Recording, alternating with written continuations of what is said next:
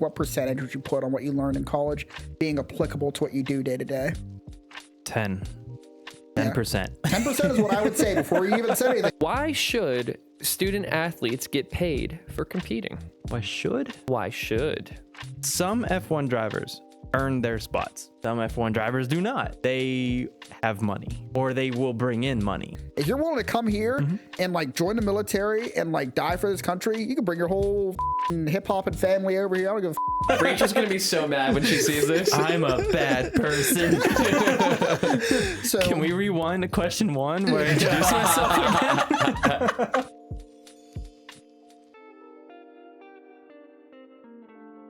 hello, everybody. Welcome to episode 16 of Shot Takes. Tonight, Mike O. How you doing, buddy? I'm doing great. How you doing? I'm glad to have you here. It's been a while since we sat down and talked, and we got some good stuff to talk about tonight. Yeah, I'm excited. Glad to have you here. And of course, we got our tech associate here, unpaid, of course, behind the camera or the monitor. And let's go and get into it. So, Mike, if you want to give us a brief description of who you are as a person and what we should be talking about here today. Yeah, I'm a brief description. I'm a weirdo. But, you know, more specifically, grew up with Tim, met him in what, 6th, 7th grade area. Grew up, went to the same high school, both kind of joined the military around the same time. Tim was a little bit in front of me. Yeah. And then, I went to kind of a culinary-esque school while in the military. So I learned how to cook and all of that and, you know, be domesticated.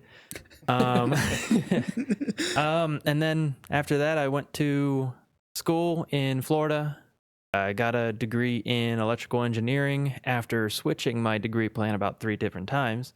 Decided on electrical engineering, and now I'm full-time electrical engineer, avid Formula 1 fan, love football too, and, you know, video games, sim racing, that's all me. Yeah, I mean, I wouldn't be Mike's friend if we didn't share some nerdy passions and hobbies in our lives. So you haven't been to the show before. We have the shot containers here. They spin, but they're all going to be E&J tonight. We do 1 question per shot, and let's go ahead and get into that first question. Dave, if you want to take us away, and let's get started. Sure. Question number 1 of the night for Shot Takes. What celebrities do you look up to, and why?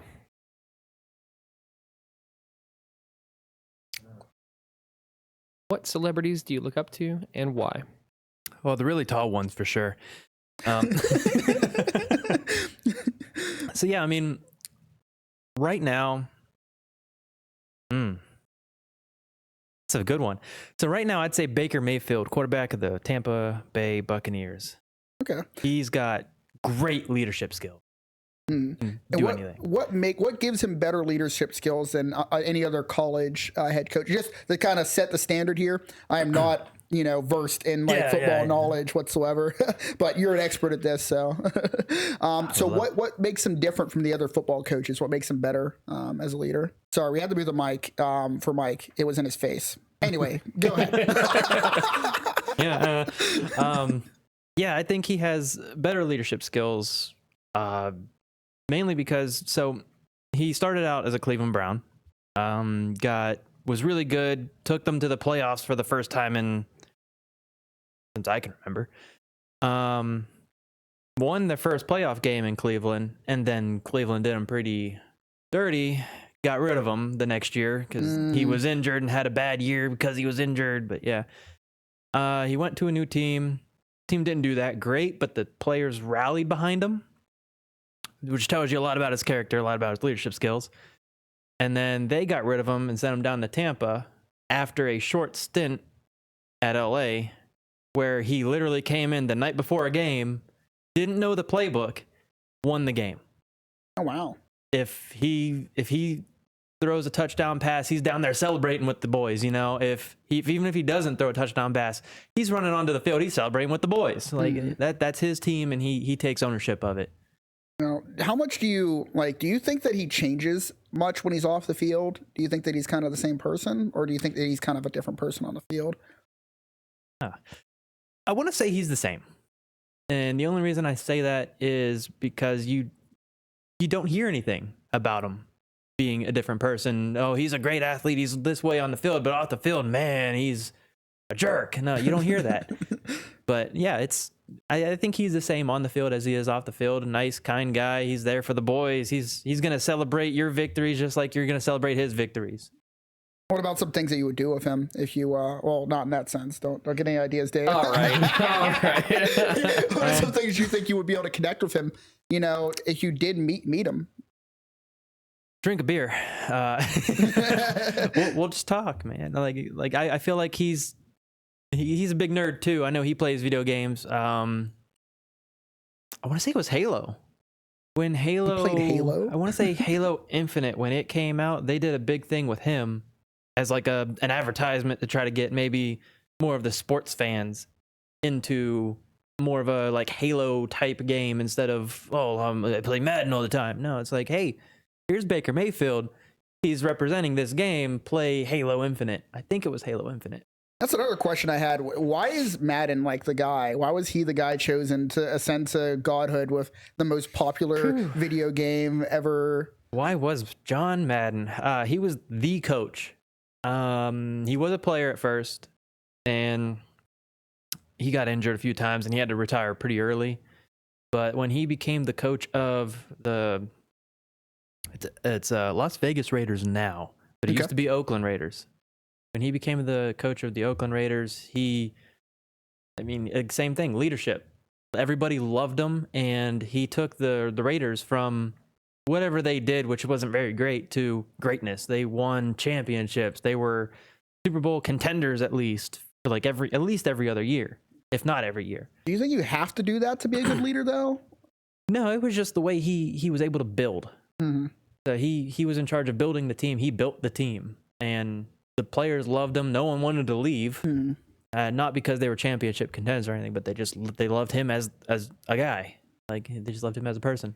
Isn't it also because he was like a legendary commentator too? Oh, he was a fantastic commentator. Yeah. And it's kind of like if there's any sports watchers out there today, like Tom Brady. It's kind of like that situation where Tom Brady's now a sportscaster as well. He's a commentator for not a specific team or anything, but just, Sunday night, whatever teams are playing, Tom Brady's there. And he gives you the insider knowledge of kind of the anatomy of a player. So if you're listening to Tom Brady talk during a broadcast, it's, oh, look, see the safeties dropping back, I would do this. Like, he gave you the inside knowledge. He's showing you the anatomy of a player. What they think of. What I do notice is whenever when he was on the Patriots, and I think he moved down to Florida and he played for that team or something like Everyone moves down to Florida. You'll float down here too. Yeah. So when it comes to players like that, I noticed that like whenever they win like the Super Bowl or some big match, the news reporters will go straight to them, and they won't really give any other players a chance to like, share in that greatness. Do you think that negatively affects the sport in terms of who can be great in it? In certain ways, yes. And I say that because a current day dynasty would be your Kansas City Chiefs, which, Patrick Mahomes is your next Tom Brady. Supposed to be the greatest to ever do it. And with that being said, especially the last Super Bowl that the Chiefs won, I wouldn't even say they gave camera time to Patrick Mahomes being the quarterback, the star player. They gave time to a tight end and his girlfriend. Which I say that, and I feel like everyone knows who this girlfriend is. All the Swifties are livid right now for you calling her a girlfriend. No, well, she is a girlfriend. They're not engaged yet that I know of, or married that I know of. But yeah, it was all about them two coming together after the game. She embraced him, and that was like the first public kissing, right, of them two. And like, I say negatively, not because I'm anti Taylor Swift or anything. I say negatively affect it because we didn't just watch a full, it's really only an hour, 4 15-minute quarters, but it's really a 4-hour game. We didn't watch a 4-hour game to celebrate with a kiss from two pop I guess a pop star and a celebrity, a football player. We're here for the fans. The fans are here for the players. Show us the players. Even if it is Patrick Mahomes, which back to like the Tom Brady situation where like he gets all the camera time. I would like to see, he didn't win the game by himself. It's Tom Brady, sure. He can throw the ball, but he can't run. He's slow. How much luck do you think's in like football? Do you think that it's kind of negligible? Do you think that they really do have a control over whether or not they win a game just based off just pure star power on the team? It feels like that this year. Why does it feel like that this year? Because although I'm not an anti-Swift person, I absolutely despise the Kansas City Chiefs, and they have won just about every game they played by one possession or less. Oh, I see. So, and by one possession, I mean touchdown, less being 3 points field goal. But yeah, they've won just about every game, barely, and it seems like the referees are throwing the flags like, you breathed on him the wrong way, Wow. See, how is it like after all this time that there are still elements of the game that are subjective? Like, how isn't it concrete? know, right? Like, this happened, so you go in and you do this, and they capture this from like 85 bajillion different angles, right? Yeah. So, and they have replays. They have cameras in the little. They're like made of foam, but they're pylons that they sit right on the first down markers, the touchdowns, and all that. There's cameras inside those. You see everything from every angle. This is an interesting angle. I know it's kind of a little bit off the celebrity aspect of it, but if you were to imprint like AI like analytics of the plays and they can look for whatever penalties that are occurring in the games, do you think that there are so many that just don't get called out that the game would become unplayable because of all the flags that an AI would trigger?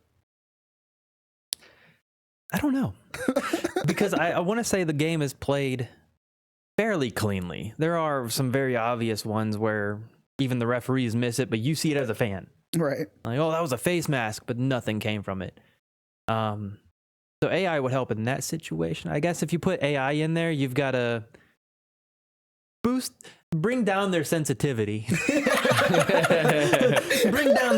Lower it. You're at a 10, I need you at a 2. So every time they walk onto the field, the game just ends. Patrick Mahomes on the field. The opposite team walks on. Hey, how many players? Oh, that's how many flags. And then the teams have to hire like rule lawyers to come out on the field and arbitrate all these flags they had. They did not do that. Oh, yeah, penalty on you for disagreeing. But what other angle I know we're deep into this football topic, but I do want to talk a bit about just like influencer celebrities. So do you look up to any influencer celebrities at all, or? I met a few influencer celebrities over my time at one of the restaurants. In your time, what?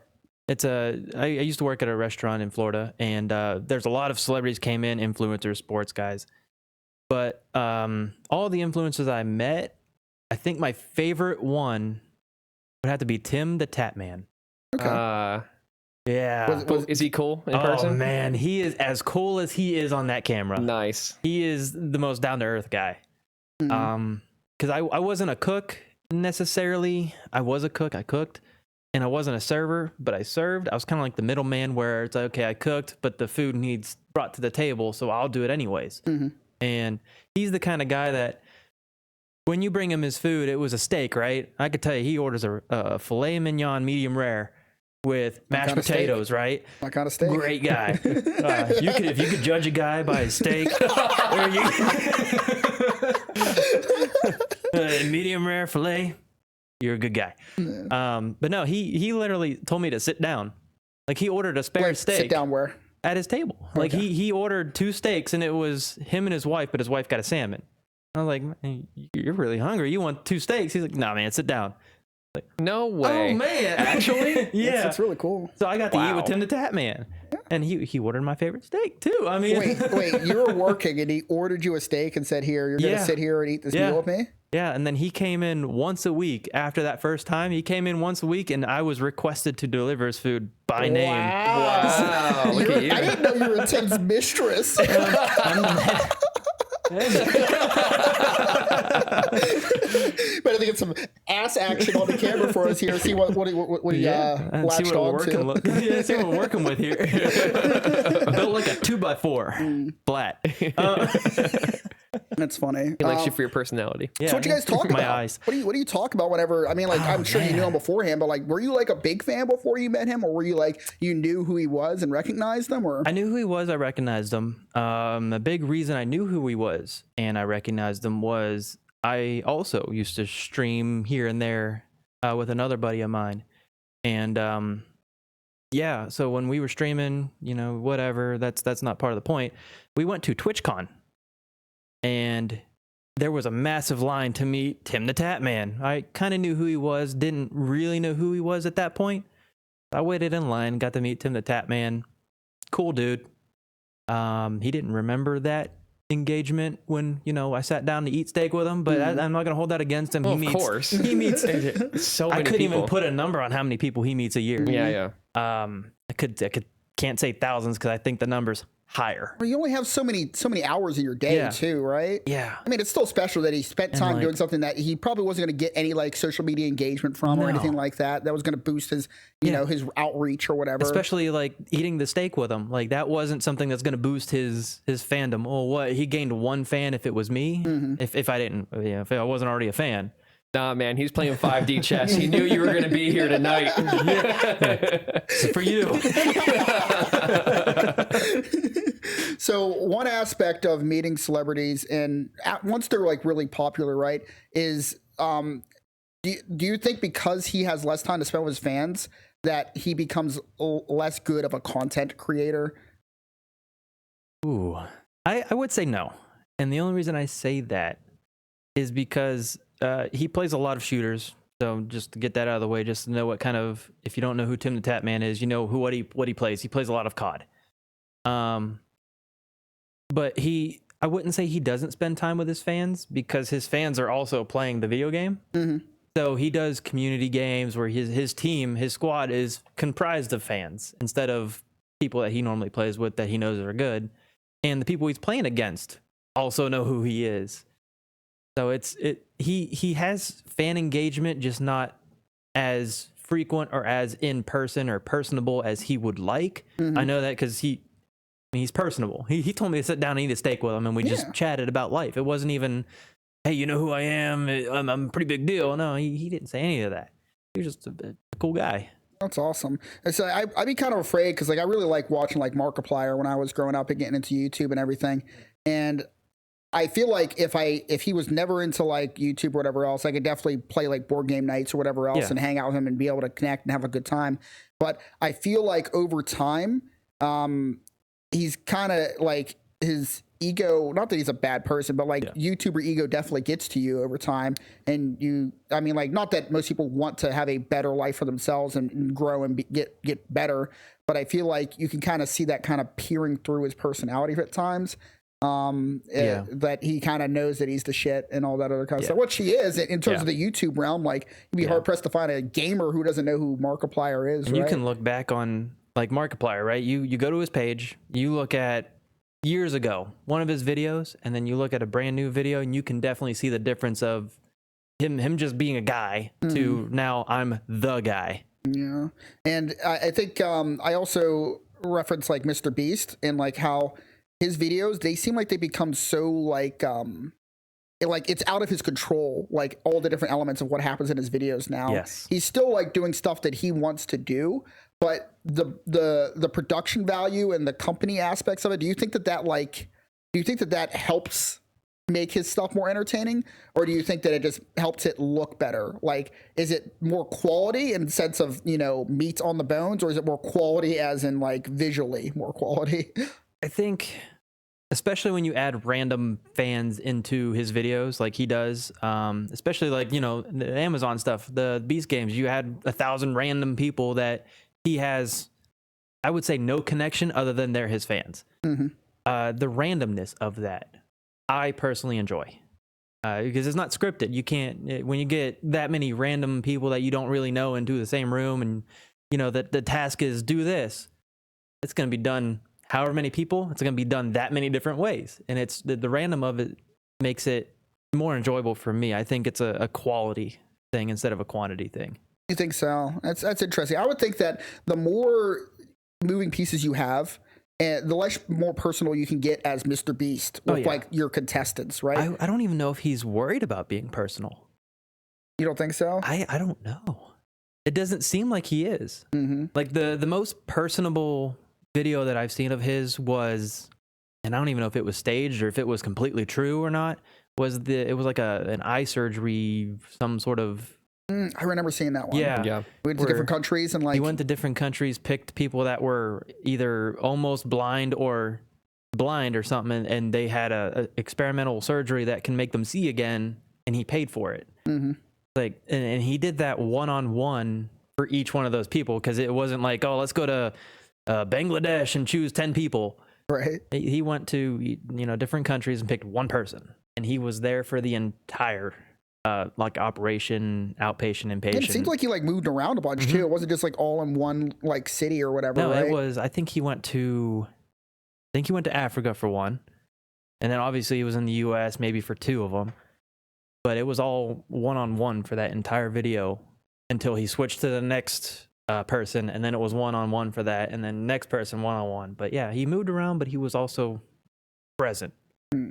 Yeah, I think that one. I'll let you speak in just a sec, Dave. Yeah. I want to get this point out there before I get too far away from it. I think that one aspect of like this new Beast Games thing on Amazon is that there are so many people that all of his interactions with them just end up being so muted and They're just like like 5 seconds. I need you for a bit, rather than like I'm gonna connect with you and like learn why you're here. You know, the most connection you're gonna get in that kind of scenario is his money. Yeah, and I think that he would want to, but ultimately the cogs of Amazon are moving and his whole team's moving, and he has he's no longer the force of the video. He is an actor in the video. He's one of the contestants, kind of.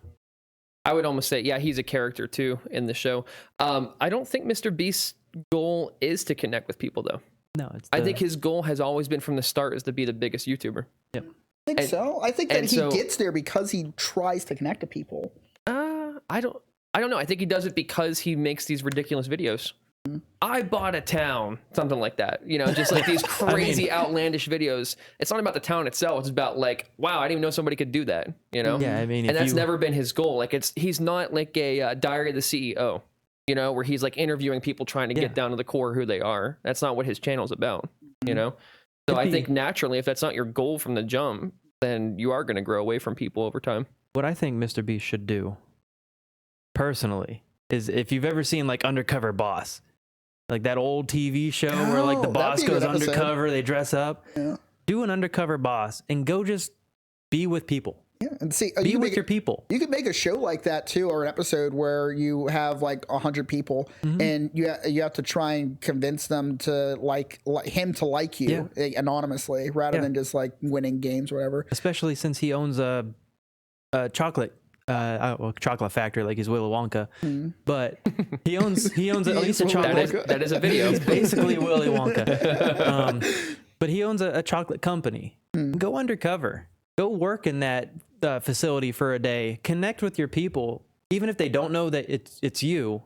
You're connecting with your people on a different level to where you're hearing what they vent about. They're complaining about their workday to you. You can actually change it. It'll actually matter to them whether they know that it's you or not.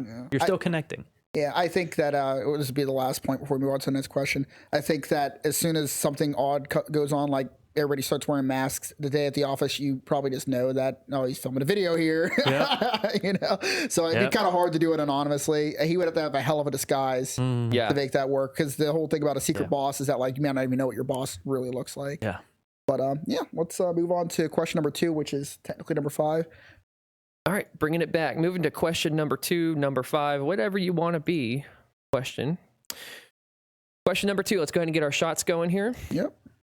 Up now. Are college degrees a scam? Ooh. Are college degrees a scam, Mike? I'm not going to say anything until I take this shot. I need a shot for this Can one. I take 3 of them for this question?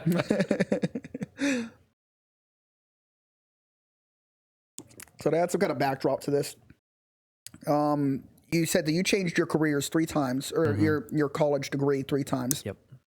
I think it's very difficult for somebody that doesn't grow up in a family that that has an occupation that their family household is familiar with, and that they can kind of see the day in and day out of that, what that occupation is, especially if it's a, middle income type situation.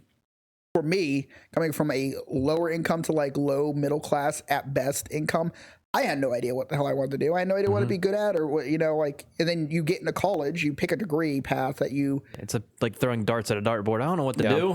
That one. Like how can you really know what you're even going to be good at? So like, there's a few elements to this question, but that's kind of what I wanted to get at too when it comes to this question. Put it into perspective. I didn't know what I wanted to do either. Do you know? Obviously. Yeah. I still don't know what I want to do. I graduated, but no, it's I enjoyed it. But when I started college as a communications degree. Okay. And that was not because of what my family did or anything. When we were in high school, we had that video class, and that was the closest thing that I could think of to that video class, because I loved that video editing. So much fun. And we did like newscasts in the morning and all that. It was great, and I loved it. And that was the closest thing I can think of to get to being something in that field. And on top of that, communications was also a business degree. And we did a thing in high school, Business Week. Yeah. Where they separate your entire, I think it was a junior class or something like that. They separate your entire class into however many teams. And from within that team, you select, your CEO, CFO, and you make a business, and you come up with a cardboard prototype because we, low budget. And like I want to do something businessy related too. So it would kind of fit what I wanted. Communications, I was video editing, I could be marketing as well, but also business. Turns out that was boring. Turns out didn't like it. So I stopped doing that. That's when I joined the military, and they showed me the ways of cooking. Yay! So I actually completed that degree. I have a culinary degree, a hotel fitness management degree as well, and did absolutely nothing with those other than work as like a line cook. Okay. At a few restaurants afterwards. I mean, you're feeling around, right? Yeah. Like, did you at least have more passion in that than you did like the communication stuff? Yeah, I love cooking. I still love cooking to this day. It's just I don't see myself doing it as a income to support a family. That's hard work. Yeah. Like, if you want to be like good at it, there's no easy days. And right? if you want to be, like a chef, like Gordon Ramsay or like those people, you have no holidays, you have no nights, you have no days off. You're there from I can't say when the restaurant opens, because you're there before that. You got to get your orders ready. You've got to get your prep work done and all that. And you leave after the restaurant's closed. Well after. You might get like 4 hours of sleep and you're back to work the next day. So it's, you don't get much time to be with your family, friends, or anything as a chef, unless you're huge like Gordon Ramsay. Then I got people for that. They can do that. Yeah, kind of like divvy it up, and you're kind of like a marketing entity more than. And now he's the face. He cooks still, but he's more of a face now of, oh yeah, I'm Gordon Ramsay. This is quality. I'm sure he could still go in and like kind of be like the line. Oh, he could run the kitchen. Yeah, he could go in and do it all himself if he really wanted to. But after I got the management culinary degrees, I went back to school, and this one's in Florida. Went back to school to prove to Dad that I am not a fool. Billy Madison, everyone. I went back to school in Florida, got into like a computer science degree. Hated it. So I was like, okay, let's try engineering. And since I was already in computer science, I decided to try computer engineering.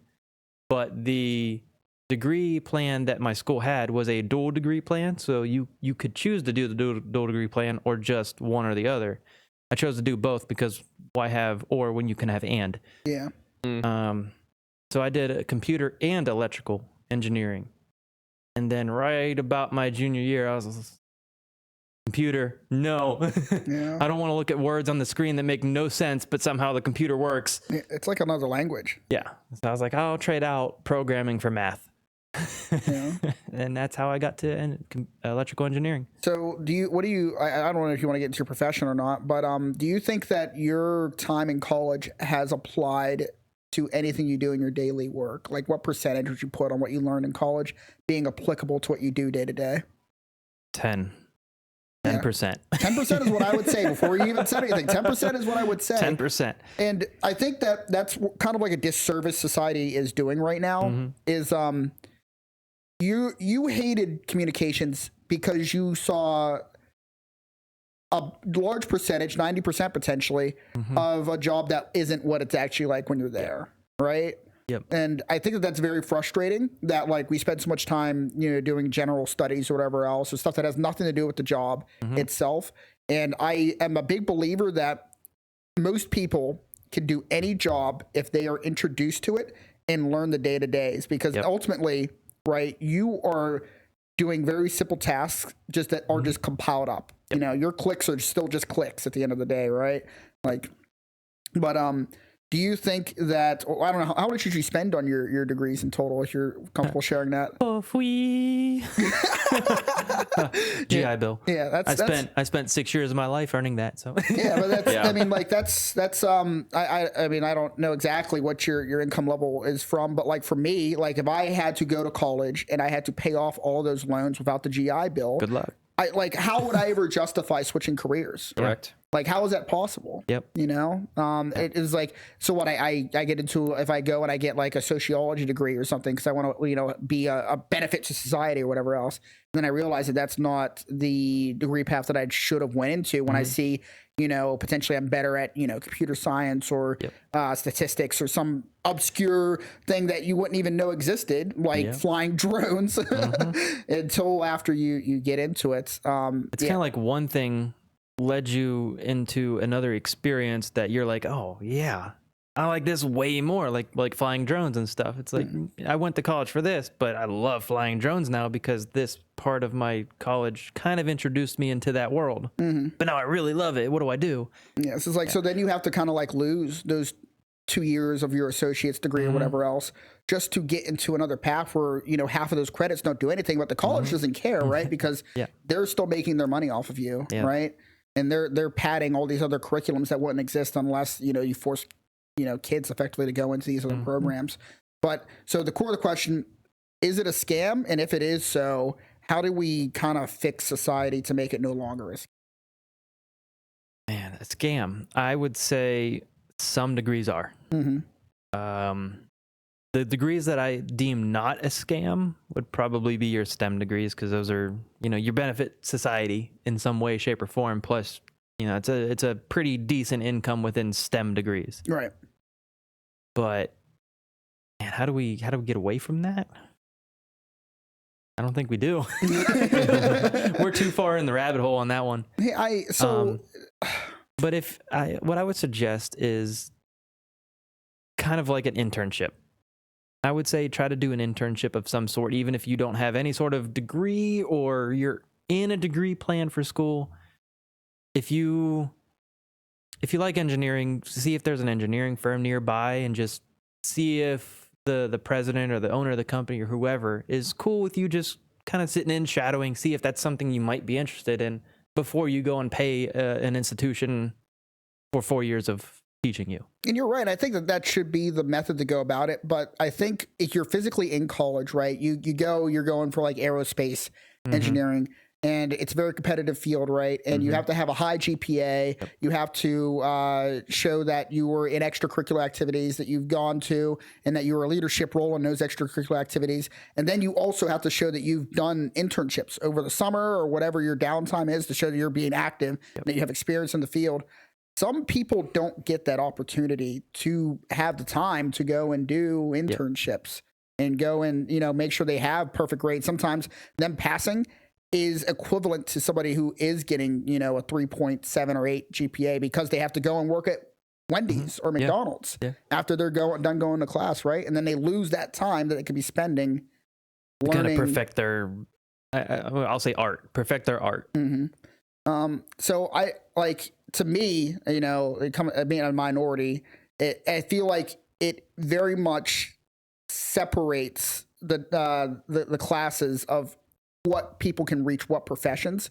Because if you want to become an aerospace engineer, you have to have the financial security to go to college. Yes. You can't just go and get these degrees. And then, like, if you're not like a cut above the rest, if you're just not an anomaly. Like, you graduated with a 3.5, so does everybody in aerospace engineer. Yeah. You got to graduate like 3.7 or up to really set yourself apart. And then on top of that, maybe national accolades for your academic achievements. You in that kind of field, you have to really set yourself apart, which internship again. Fantastic. Yeah. I mean, like, I would love it if society kind of just worked off that premise, right? Like they see you work in the space or whatever else, and they see your aptitude for it or your passion for it. And then they hire you based off of that rather than how much do you know? How much time did you spend memorizing? That's the other aspect of it, right? Not everybody's brains work the same. So mine, I don't want to handicap myself, but like, I don't have the capacity that other people do to just remember arbitrary information, stuff that has nothing to do with anything. But some people are just really good at just remembering. I couldn't tell you the area of a square, like or I could area of a square, but like an area of a cone, I couldn't tell you that formula. Right. I don't care. I look it up. I don't care. Yeah. I got Google. You know how your teachers used to say you'll never have a calculator on? Yeah, yes I do. Yes I do. Do you not have a cell phone? No. So I mean, hopefully technology kind of bridges that gap more, right? To where stuff that requires pen and paper isn't necessary anymore, right? And what really comes down to is your passion for it, which I think should be the most important factor when you get a job, and then 2, your aptitude for it. Which is, it's weird to say too, because most people coming out of high school don't know what their passion is.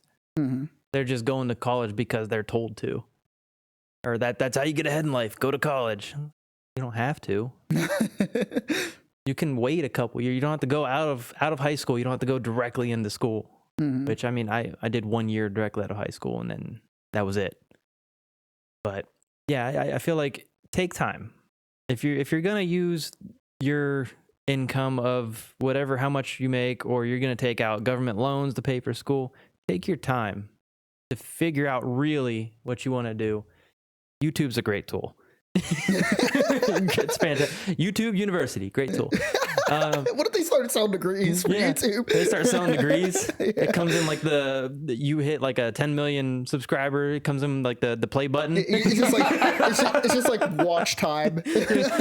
You've watched it. Your credit hours exceed your watch times. Congratulations. I have no idea how they track you're actually watching it. Well, actually, with the new AR stuff, like the Apple Vision Pro, they do track your irises looking at it. So maybe that might be a thing eventually. I mean, they can track that. They can track how much you're actually paying attention to a video, instead of like if we were to open up on a computer screen just a random YouTube video that doesn't really. I feel like the results would be skewed. Sure, it's playing. Am I paying attention? See, now if you want to be a CEO, you got to say, hey, are you looking at the ads when they're on the screen? Ad's going to pause if you're not looking at it. The end of the video. Can you tell me what ad was played at 38 minutes and 27 seconds? It's part of the quiz at the end. Every YouTube video. You're watching Markiplier. He's playing, what's that game with the guys in the cauldron and he has to use the sledgehammer? Yeah. Oh, my God. Getting over it. Getting over it. Yeah. It's like, what level did I fail?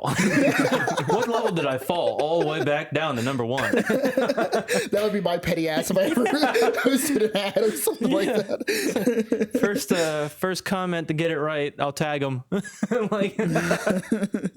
So I'm sure we want to move on to the next question here soon, but I kind of want to bring it back a little more specific to you, Mike, because I think all of us or the majority of us in the United States know that the college system's kind of screwed up, right? And we all would kind of echo the sentiments that we expressed here. Well, I could tell you bad stories. But, okay, and that's why I want to bring it back to you a little bit. I want to kind of hear from your experience, right? Like, you come from like a middle-class family, and like you've changed your degree path, you've changed your career. So like, if you're looking for the absolute best electrical engineer candidate, probably not going to be you, right? Because you didn't come out of high school bright-eyed, bushy-tails. I'm going to be an electrical engineer. That's all I care about. It's all I'm passionate about. I got a YouTube video. I solder things in my spare time.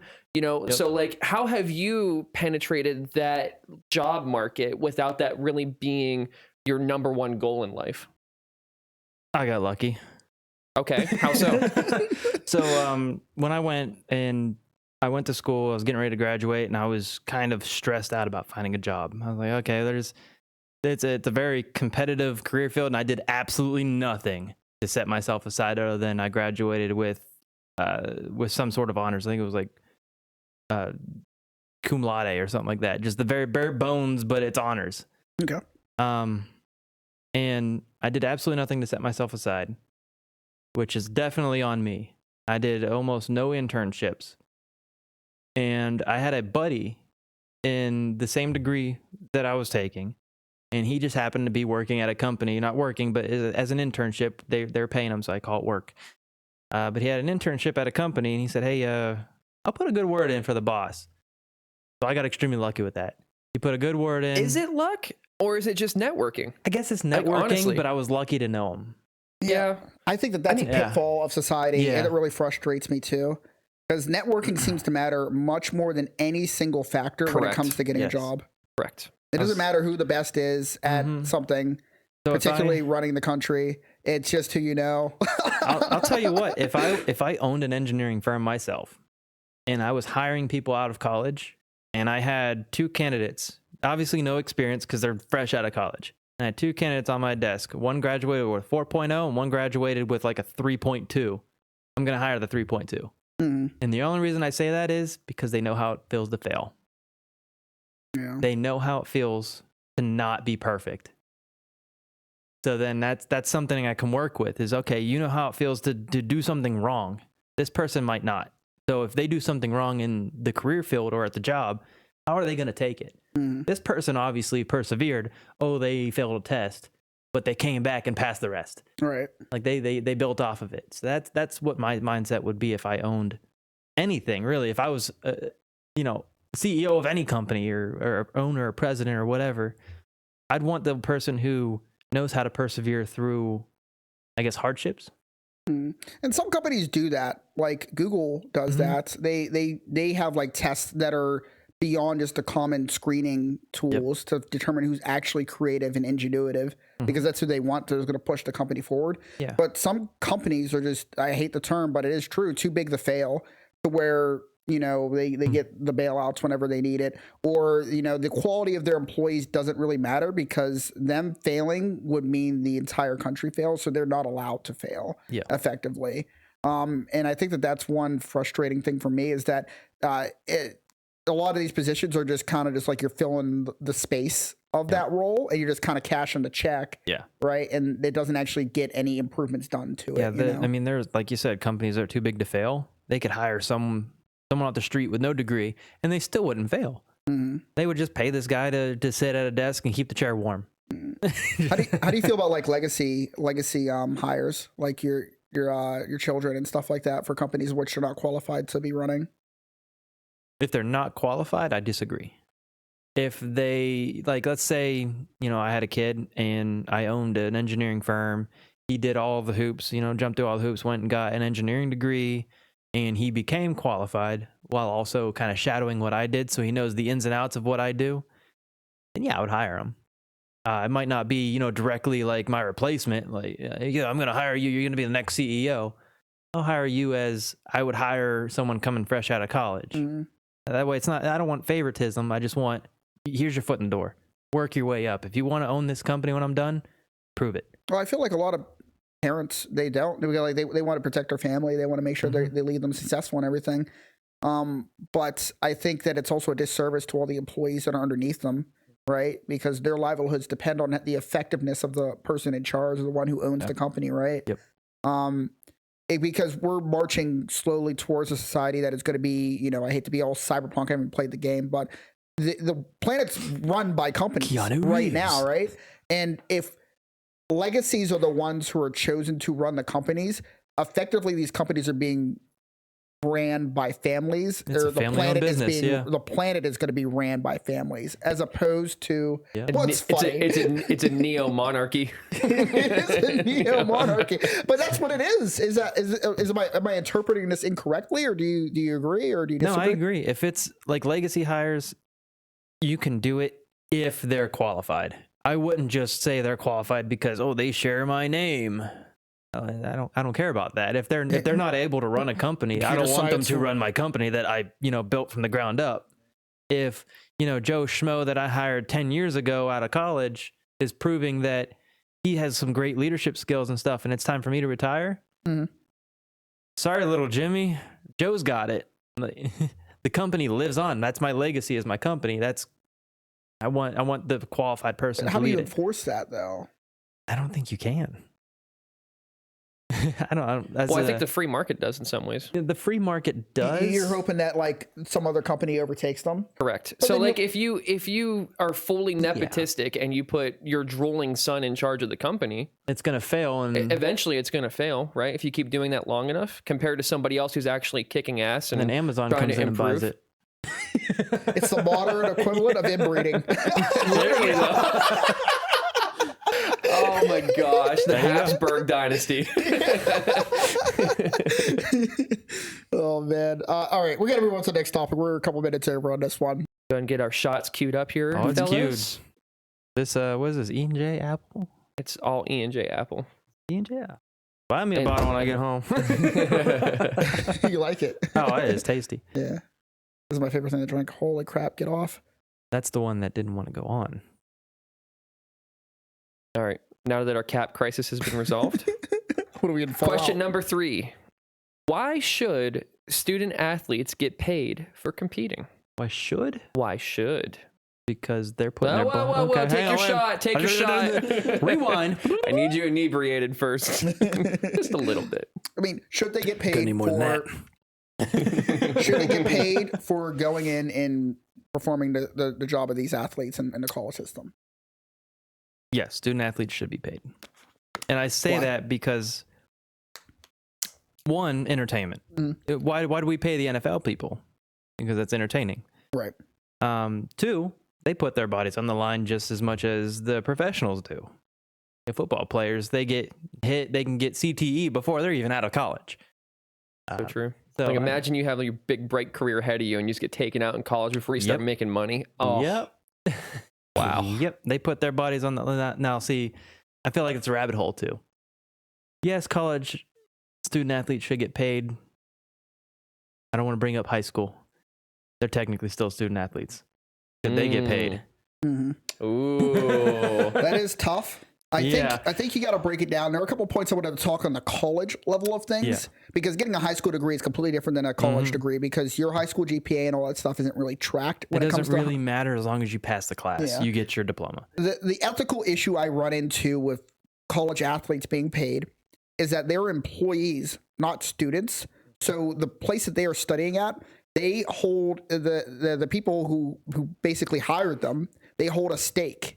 So if they fail college, they are not able to compete for them anymore, and they don't make the money anymore. Right. So what incentive is there for them to take classes equally to their peers and get graded equally to their peers and not have some kind of student favoritism in classes?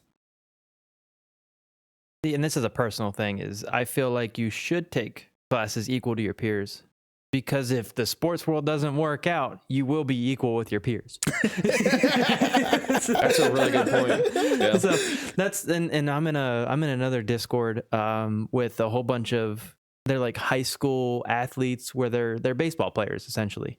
And it's a baseball Discord, and people send in videos of them swinging, pitching, and doing this, asking for mechanical advice. And every time they do that, and they're talking about college and how they want to play ball in college, I'm like, okay, research that college first. Make sure they have a great degree plan for whatever you want to do. I'm like, well, I don't care about that. You should. You should. Although you should get paid while you're there, and you technically are getting paid by, free school. But, and I don't think the colleges themselves pay the players. The only colleges that pay the players are military colleges. Because they're military, they get, first and 15th, they get paid. The colleges don't pay the players. It's like the NIL, where you can go get sponsored by a McDonald's down the street, and then they pay you. And that's what that NIL deals and all that come into play.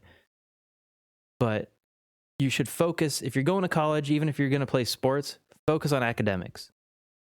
Sports second. Why? because again, it's like if you can make $20 million a year potentially in the sports world. Realistically, they probably make $1 to $2 million a year. Yeah. I don't actually know, but that's what I would guess because that seems reasonable. Sport, yeah. In the sports realm, given how much money gets thrown around there, what is the benefit to committing any time to studying if you put all your energy into working out and like learning how to play the game better and like getting more athletic so that you can maximize your options to become a millionaire as opposed to somebody who's paying off student debt for the rest of their life? I don't know the numbers off the top of my head, but let's say let's just focus on one sport, college football, right? Okay. Let's say there's 2 million players in the world right now, or in the U.S. alone, that are playing college football. How many do you think make it to the pros? I wouldn't assume a lot, right? It's the very tip of the iceberg. So that's why I'm saying, like, the sports world may not work out. So it's I mean, that's a loser mentality, in my opinion. If I was 6'5" and had body mass and all that stuff like that, I would not follow that mentality. I would be like, I'm either gonna do this or I'm gonna die. What right? I find weird too is like the two sports that I find the most weird: baseball, basketball. Because some of those players that are like LeBron, right? He basically got drafted out of high school. Didn't even need to go to college. Yeah. But he went to college to, refine his...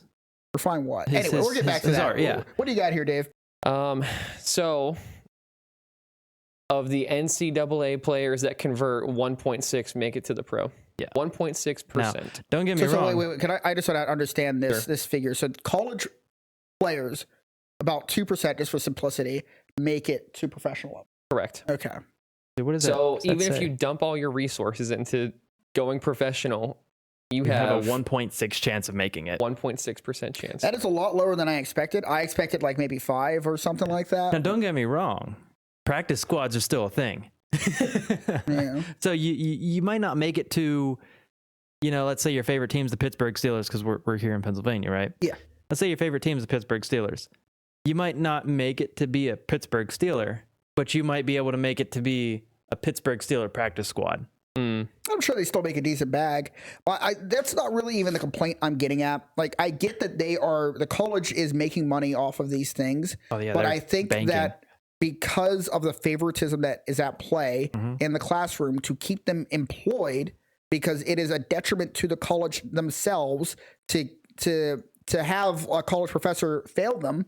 The college professor, like, what's going to be more important to them? Making sure that they have a star athlete that is that 1.6%, or that college professor, right? Like, what's bringing in more money for the school? Because it doesn't really matter to them. They only really care about what's financially more appropriate.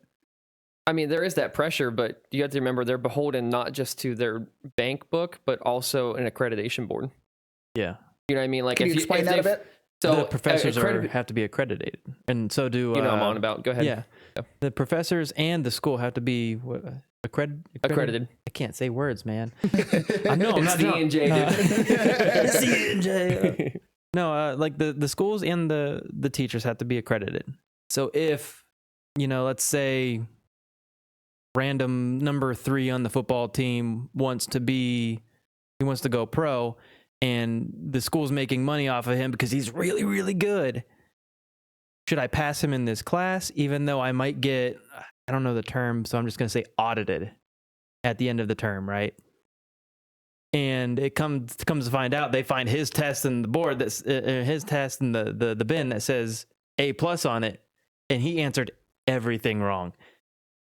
It's like, did I faked that because I wanted him to play in the big championship game, or do I keep strong to my morals and my honor system and say, he answered it wrong. He can't play this game. I hear what you're saying, but I think that something like that is extremely difficult realistically to audit. And I've seen it. I've seen players in classes, they do get favoritism. They like, you're on the basketball team. Like, because like they're passionate about their own team, but they're a college professor working there too, right? So even like, high school. what stops them from pulling them to the side and being like, hey, this is what you need to focus on studying. This is exactly what you need to focus on studying. Even though you're not giving them the test answers, you're telling them basically what to really spend their time working on, while everybody else like me or something has to go after class and work at fucking Wendy's and not spend any time studying. And if you I have to go back test, to the class. I have to go back to my apartment or my dorm or whatever else, and I have to find a way to study in a dorm room with noises going on, everything like that, and figure out what questions I actually Friday need to focus my energy on. You can't go drinking and Jay. You gotta have books. You know, and I get that they're spending time physically doing football too, but like. They got a free tuition to go there or a partial tuition to go there, I feel and that like was the detriment. So that's effectively taking the time of them doing a job, right? And that's a gray area too, because they're getting a free ride. Like everything they do, they pay nothing. Yeah, but at the same time, you're getting a free ride to go to a school to be a student first athlete. I feel like you should be held to the same standard. I know they're not. I'd say from what I've experienced, it's probably 80-20. 80%, oh, you failed the test, but really I'm going to give you an A so you can play in the game, versus the other 20, which I've seen I've seen a teacher fail a football player. Is he still employed? Yes. Well, he's still employed because, and this is another pitfall of universities and colleges, tenure. Yeah, I see. It takes a lot more to fire someone with tenure than it does an adjunct professor or a first year professor trying to fail an athlete. So, and don't take this wrong, but like teachers the college professors do make decent money if they really teach in all our classes, but they make nowhere near the same amount of money as like a college head coach. Yeah, no, it's like let's say you're a college math teacher in the engineering department, where like math is literally your lifeline in engineering. Super important. You're making, and I'm just going to throw like a highball number out there, right? Like 150 a year. Football coach who works pretty much Monday through Friday and then games on Saturday makes 5-10 million a year. And his big deal is we have 3-hour practices a day, but the college professor worked 10 hours a day. Yeah. I think the more frustrating thing is for me, I'm a very science driven person, and I'm not a huge I like numbers. I'm not a huge football fan, and I understand it has a place in society, you know, but when we value a football head coach 8, 9, more than someone who's 20 times raising more, the next generation. Yes. I think that is a shortcoming of society. And a paradigm shift that needs to happen if we want to aspire to more than playing in the mud. Yeah. Sure. I mean, I would say that it's not what we as a society are determining that the college professor should be paid. Excuse me. It's what the market is determining the professor should be paid.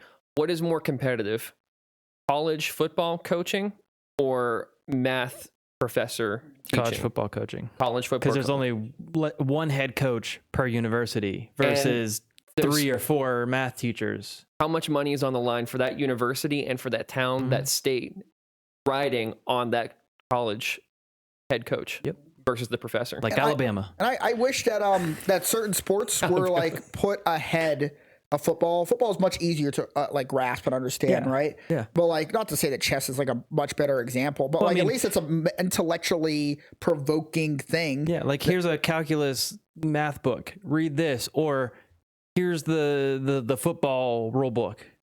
Which one's going to grab you a little bit more? You know, you want to read some calculus? I haven't looked at calculus. Maybe it's compelling. Like, math is no longer numbers; it's all letters versus X's and O's, and I mean, there's X and O's in both of them. True. Find X. I found him. He's in the playbook. He's in the rule book for college football. You're gonna make a great college athlete, Mike. Find X. Found him. He's right here. There's like 8 of them. Oh my God. All right. Next topic. Let's go. All right. Moving on to question. Was it number 4? Yep. Question number 4. Queuing up our shots. Yep. Let's do it. Queued. Are F1 racers actually good, or are they just well connected?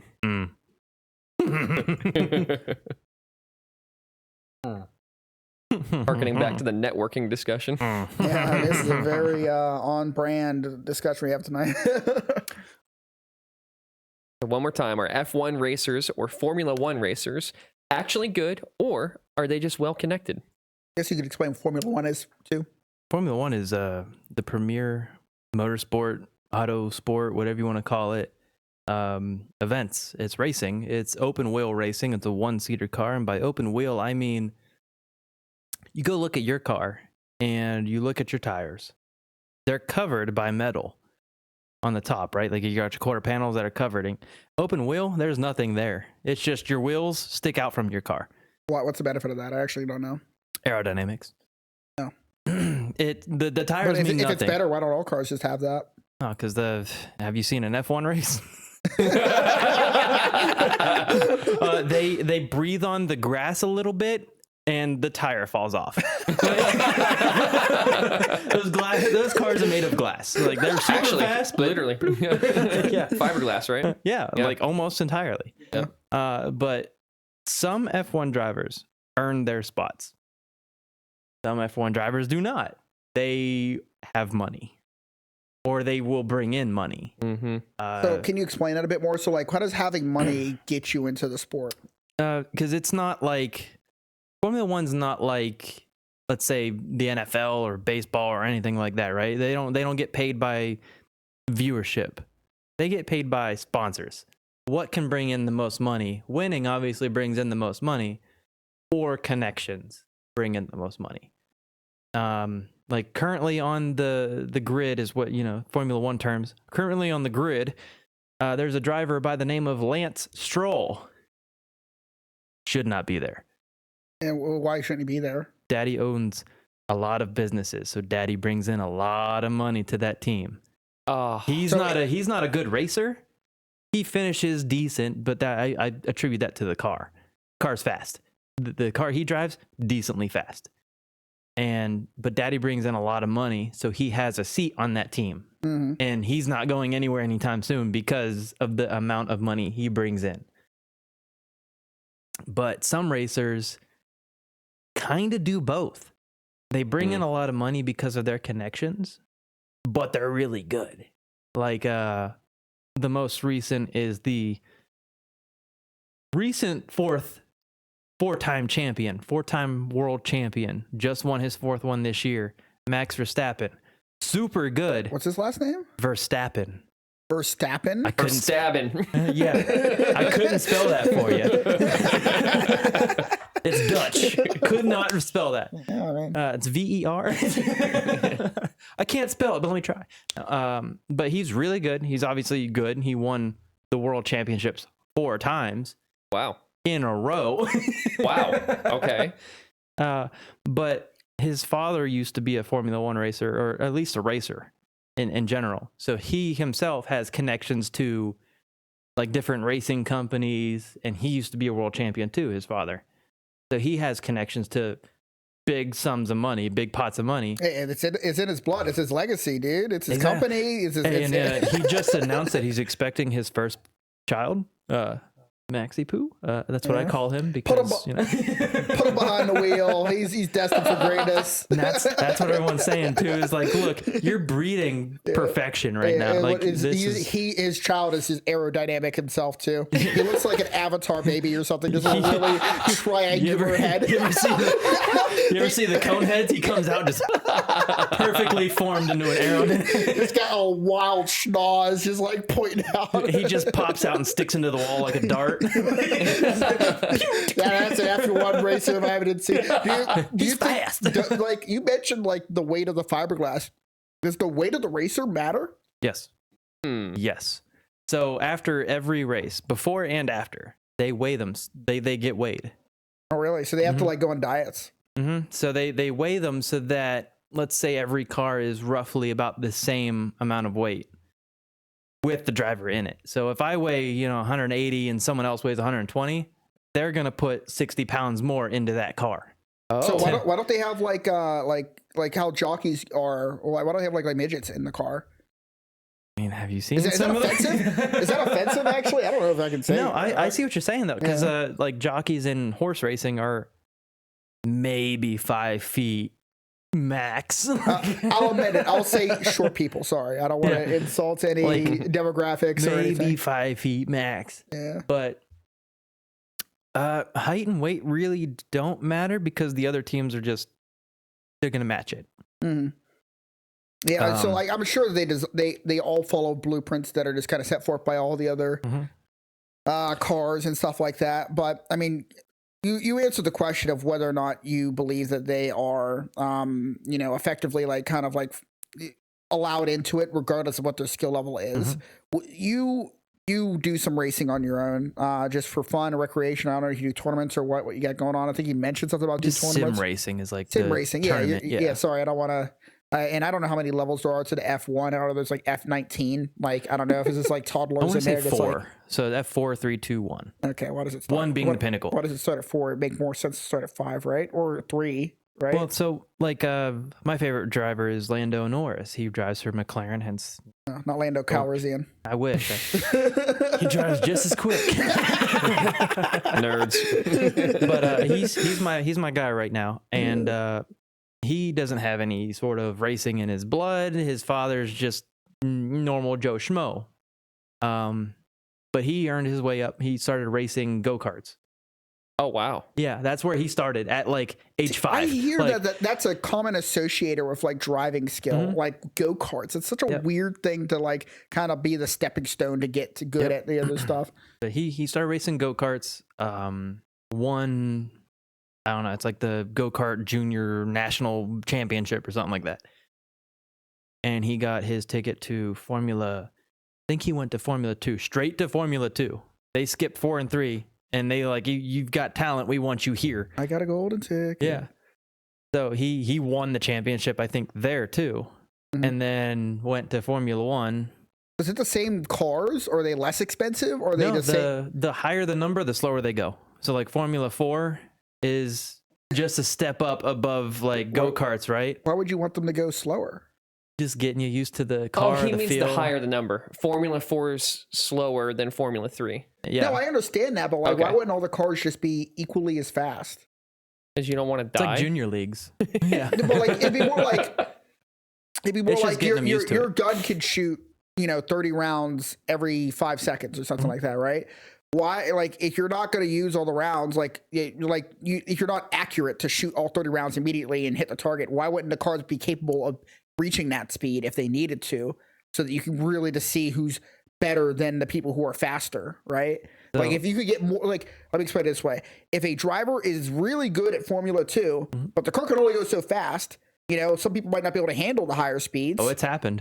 And so wouldn't you want the distincting features of the car to be present at all levels of Formula so that you could determine who was actually better at handling the speed that the car could be capable of? Let's go back to your like gun analogy where let's say your gun can shoot 30 rounds 5 seconds. If let's say that's Formula 1 speed, right? Okay. So let's say Formula 2, your gun can fire the 30 rounds in 10 seconds, just kind of teaching you how to control the recoil so you can be accurate. And then vice versa, Formula 3, 15 seconds. That way you can kind of control the it's like just raising the difficulty one level at a time. Just so you can learn what the car does, what it sounds like, what it feels like. And then you go up. And then you have those skills and then you just build on it. And build on it. It still doesn't. I don't think you're quite driving it to me. I still don't understand why they wouldn't just give them the capacity to just fire all the rounds quickly. I would just give them a car. I get you don't want them to crash or whatever else. Like maybe you cap it a bit earlier, but like you would still, in my opinion, want to still give them the full potential of a car so you can see who actually belongs in each bracket. Because if both people are the max speed a car can go is a very exaggerated example. If the max speed a car can go is 20 miles an hour, you're only able to get so much more out of that car than the person next to you, regardless of how good or bad they are, right?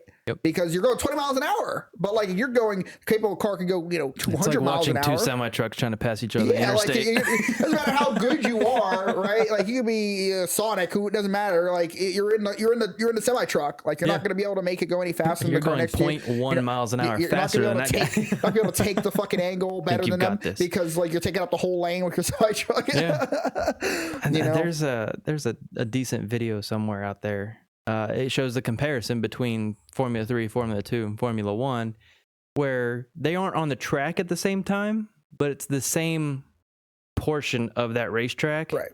And you can see how the speed difference goes. And I think the main difference between them is the aerodynamics. One, like Formula 3, they stick to the road pretty good, but you can still lose control just like a go-kart. Formula 2, they stick to the road really good, and they're decently fast because you're like glued to the road. You can go fast. Formula 1, those things, like if you spin out, you're trying. Yeah, you're trying. You're trying. Those things are on the road because of how much downforce and aerodynamics. And so, like, I watched a bit of some Formula 1 stuff, more just like Netflix type stuff. It Drive to looks like, Survive. Yeah, it looks like the biggest factor in like winning races like comes down to the individual rather than the car. It does, but it also doesn't. Because I feel like if you took, four-time world champion. Let's take 7-time world champion Lewis Hamilton, right? Okay. He's still currently racing. He just hasn't won in a while because of the car. It's not his skill. His car is the limitation. So if you're a company, wouldn't you want to invest in somebody like that? Yes, you would, which is why, so he won his, I want to say it was his 7 world championships with Mercedes. And he was still with Mercedes until this year.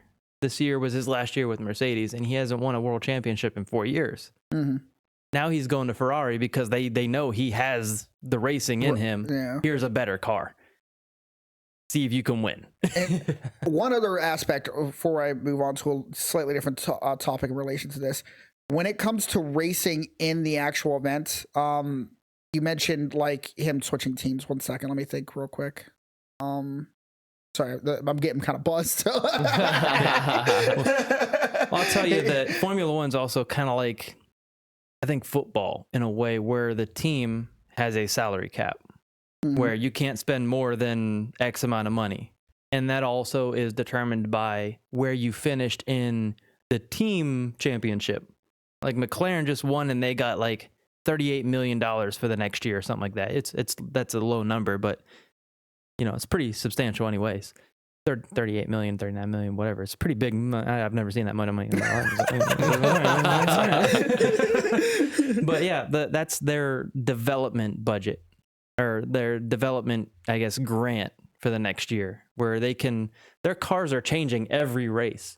They'll put their R&D team to like a front wing, which is like that just front little T thing that sticks out in front of their car, and that generates a lot of downforce.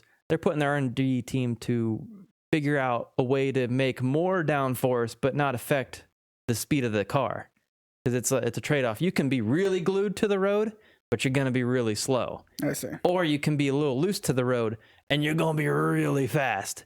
So what I remembered before I had my drunk hiccup there, you can just memorize every single thing you do in the race. So like, what point is it you actually making a decision in a race? Like how do you not just know you're like, I'm doing this here, like how do you spin out? Like how does that even happen if you know where you're supposed to take all your turns? You can memorize, even in sim racing, right? You can memorize the race course. You can memorize, if I see this flower sticking up, that's where I want to hit the gas. This flower is where I want to hit the brakes. And it at some point in the race, if you're by yourself, no one else is around you, you're just trying to either catch up or you're leading and you're just trying to gain more. You're just kind of zoned out, and that's where sometimes you might hit the brakes a little too late and you're going into the grass a little bit. And when one of those tires in a Formula 1 car catches the grass, you explode. Whee! Oh. You do figure eights and It's not Mario Kart, Tim. Does Lakitu come out and grab you? Pull you back onto the course. Luigi threw the blue shell and he's passing you. We need Mario Kart infusions into F1. We need bananas. Because a banana might actually be enough to flip it. It might be enough to implode the car. They hit a pebble on the road, game over. You give me some money, I will create a more entertaining F1 race. Believe Mario it. Karts. I'll add shells, I'll add the whole 9 yards. They got random boxes across the court. You just run them over, you get a shell. Okay, so we have about 7 more minutes left. I wanted to talk about this real quick. This is where we double shot? No. I'm already feeling it a bit. But when it comes to sim racing, what is like the benefit of sim racing over doing go-karting and work your way up like physically through the whatever scene, formula scene? Like, can you reach F1 racing from the sim racing scene, or is it can you make it like a reasonable income off the sim racing scene? What's the benefit of doing it? Because I've seen people with like $10,000, $20,000 setups. Like, why? You can make decent money off of sim racing. No doubt. The benefit of sim racing over starting go-karts and doing it real life is less risk. You're not at risk of flipping and dying. In the go-kart? In the go-kart, in the Formula 1 car, it doesn't matter. You're not at risk. You can flip that thing on the sim racing and you can walk away and grab a glass of water and be perfectly fine. Mm-hmm. Plus, I'm old, so by the time that I would reach Formula 1, if I started now, I would be ancient. Yeah. Most of the people that started like go-karts and go all the way to Formula 1, they start at like 7 years old. Really? Yeah, they're bred essentially to race. That happens in like the chess world too. Mm-hmm. Like you have to start really young, otherwise you have no chance when you're older. Yeah. And I don't know if that's like you're strictly driven by just like experience. Mm-hmm. Cause I don't know how much like really like what the curve is for experience, right? Like at what point is it like somebody has a lot of skill and they can really jump that curve? Like I would say, especially in chess world, experience it trumps everything because let's say you start at 7 years old in the chess world versus 20. By the time you hit 20, if you start at 7, by the time you hit 20, you've seen so many different moves and you kind of can find out a way to counteract those moves. Mm-hmm. Versus if I started at 20 and I'm 27 and I'm playing that 7-year-old that started at 7 and now he's what? He's up there, right? He's up there. Numbers. I love numbers. Not doing that today. You're an electrical engineer? Yeah. So if he started at 7 and he's 20 years old. So if he started at 7 and he's 20 years old, it was 13. So if I start at 20, then I'm 33 versus a 20-year-old. Right? By the time I play him, he's seeing so much more than I have. So if I make a weird move that I'm like, oh, I'm going to catch him real off guard with this move. He's never seen this. He has. I guarantee you he has. And he knows exactly, or she knows exactly how to counteract that. And you're going to lose within like 2 or 3 moves after that. Like, so it's all about experience too. Oh, it's interesting. I like you said, the other guy's going over to, what is it, Mercedes or yeah. He went from Mercedes to Ferrari. So when it comes to like the betting universe, are people like, is it like in his favor that he'll perform better this upcoming season? Or from this previous season, yes, it's in his favor because Ferrari finished higher in the teams than Mercedes. So their car should be better than Mercedes. But the driver isn't quite there. I see. So you, again, just to bring it really briefly back to the sim racing thing, you did, what do you do in sim racing? Like, how do the tournaments work? How does all that stuff work? I do a lot of sim racing. Oh, you do a lot. Okay. Do you have an actual setup? I have a small setup. I wouldn't say like, the $10,000, like people get into a real car type deal setup. I just have a steering wheel that I attach to a metal bracket and there's a TV screen. Sometimes I use VR. But I've done Formula 1 sim racing and I've done endurance sim racing. Endurance is fun. What do you get the Bud Light and you get the sweater on? Or no, not the sweater, sorry, the what is it called? The tank top. I'm thinking like NASCAR. Sorry, I guess it's not NASCAR. Wish. No, it's so endurance racing is hours long. Oh. I like to do the 24-hour long ones. Holy crap! Why? You're like Eric Cartman, like. Get my poop bucket. I am a poop bucket. Oh, speaking of family, I completely forgot. I wanted to talk about this whole thing. I thought you would bring it up in your introduction. I forgot. I'm a bad person. Unbelievable. Rachel's gonna be so mad when she sees this. I'm a bad person. So, Can we rewind to question 1 where I introduce myself again? So yeah, from what I've gleaned, and it's pretty obvious, Rachel, your wife, is pregnant, correct? Yes, first child expecting. Awesome. Can't wait. Yay! Yeah. Where's my trophy? You gonna invite him into your legacy, potentially make him an electric engineer. No, start him on the go-karts. Yeah. Start on the go-karts, He's dude. starting either on the football field or the go-karts. Look, Daddy's got to be rich, okay? Daddy wants to quit his job. He wants to be rich. Start crying. I'm so tired of life. I keep bumping everything, dude. I can't stop. It's everywhere. If it's a girl, we'll figure it out. But if it's a boy, football field or go-karts, you pick a choice. like Pokemon, like how some parents like put like Charmander. It's time to Bulbasaur. evolve. You just like lay out like the cards, like which one do you want? One of these things. Mike Mon, time to evolve. Mike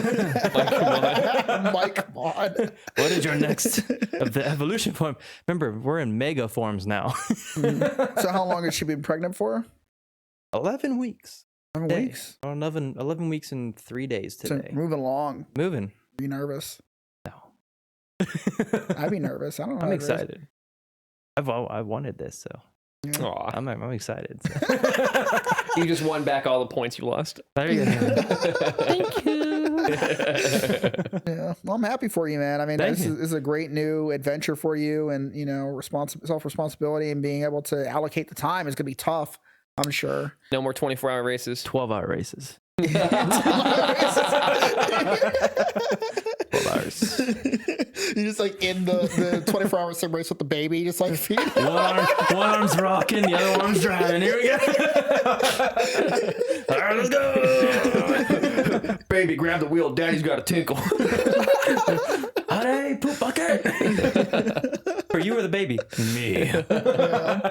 I'll never forget, man. I was playing. This is such a random reference. I was playing this game called Sea of Thieves, and we were on our ship of 4 people, and there's voice chat activated in the game where you can hear people that are near you and their other ship.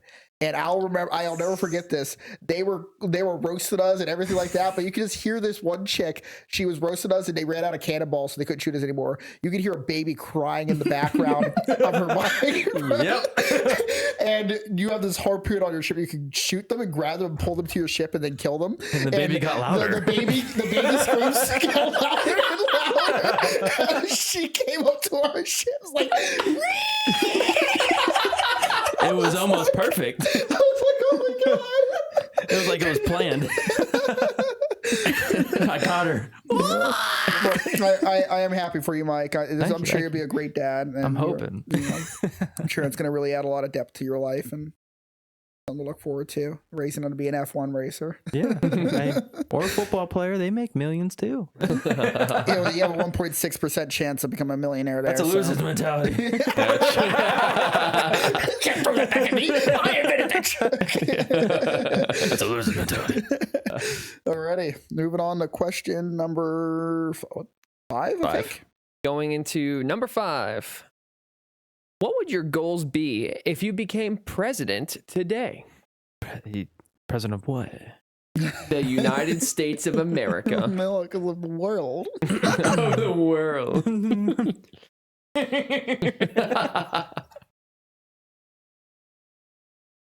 What would my goals be? Well, let me start by saying this. I would be the best president. Okay. Just the best. This Well, country with conviction. would be huge. So, What would my goals be? yeah, so I don't want to like bring it to like political motivations from the prior elections, because I honestly don't even think, not that every issue isn't null, but there are a lot of issues that just don't even get put to the forefront that should be major focusing There's like purposes. 3 major focusing points on any political race for the last however many presidencies. And they're usually emotionally driven. Like this past election was like very big on like abortion and very big on like immigration, which are highly just very emotional topics for people rather than like truly the biggest issues facing our country, in my opinion. They don't, because they're emotional, but they don't talk about like, I guess, numbers. Like how would immigration affect the country other than they took our jobs? Like, but aside from like those issues, not to kind of like force you into one camp or the other, you as a person, what would you really want to focus on? If you became president, you could like force, you know, your objectives into the what's framework the minimum of society. age for presidency? I'm officially throwing in my cap for 2028. The first thing I would do is enact a law to make 70 the cap. That's the first thing I would do. Yeah. Like, holy crap. It is 35. You're gonna perfect. Next election, throwing in my hat. There we go. This is my platform right here. Vote for Mike. What's your slogan? Number one, there is nothing I can do for you. I remember I said that playing a video game one day. Was it with you guys or something? No, it wasn't me. Someone said Mike for president. His slogan is "There is nothing." I think it was Battlefield. Finally, some honesty. I think we're playing Battlefield, and I was the medic, and someone was down well behind enemy lines, and like, I need a medic. I'm like, there is nothing I can do. You are dead. Okay? That reminds me. That just reminds me of Daisy. Y'all know my player. I'm a doctor. Yeah, exactly that moment. Our buddy Tom ran up. Daisy is a survival game where you are a military. It's a mil sim or an Arma, but it's modded to play Daisy on it, which is a zombie survival game. Which is now a standalone game. Right. And you start off, you have to go and rummage for supplies.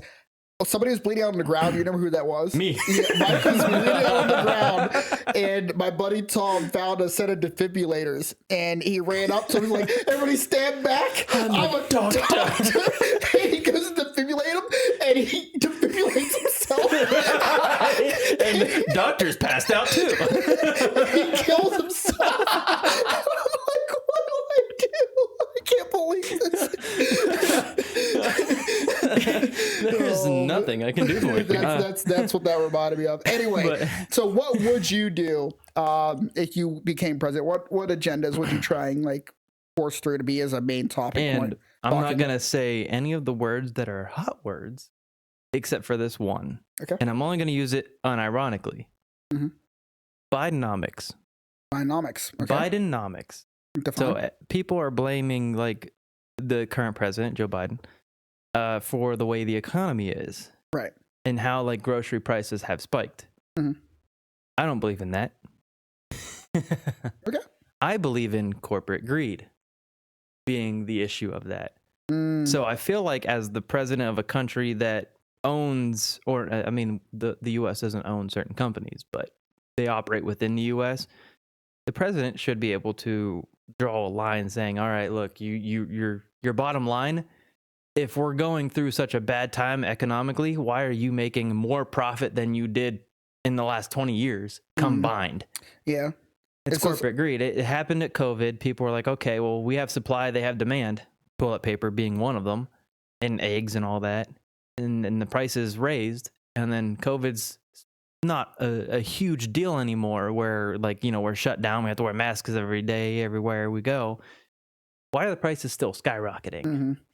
Because the companies want to make more money. Yeah, well, the companies can't lose money, right? They're not allowed to lose money. They're too big to fail. Yeah, they're always going to succeed regardless of whether or not everybody else is failing. Because how much does a roll of toilet paper cost to make? Probably, let's just throw a number out there, 17 cents, right?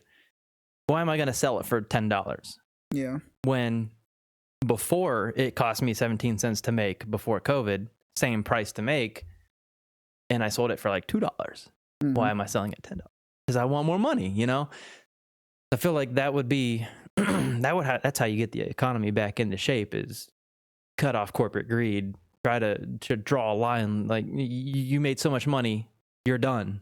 Yeah, but that's like really hard to do. And I don't want to drag it to like the lobbying topic really quickly, but like you can't really make it in politics without having some companies in your back pocket to I would support you never make financially. it because I would look out for the people, not the companies. Mhm. So But, I, I mean, would you're never not make it. you're not going to get advertised, right? Exactly. But that's not the question, I guess. The question is what you would do if you were there. So that's one thing you're doing. That's one thing I'm doing for sure. Other than I'm gonna try to avoid the hot topics, like you said, abortion, immigration, and all that. If you want to talk about it, we can. I don't I mind mean, talking listen, about if we talk about immigration, we're all immigrants. Yeah. We were born here, but we weren't from here. Type deal. We all came here. Unless you're native, then you're from here. But I mean, we took this land from the natives.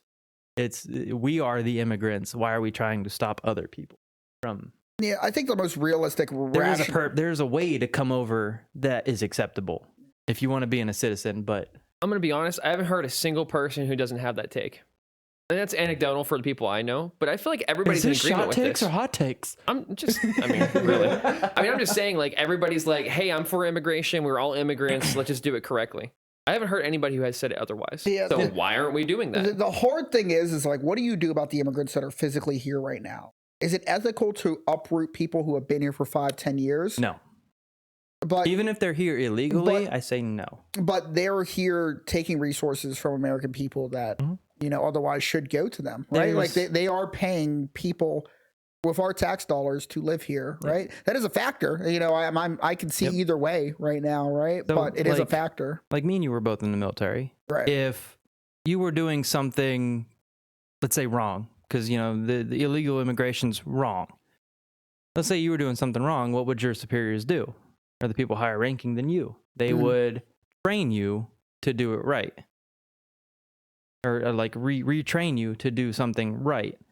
So if you know you have someone here illegally, instead of deporting them, especially if they've been here illegally for 5, 10, however long years, why send them back to somewhere that they're no longer familiar with? Because a lot can happen in 5, 10 years in whatever country they're from.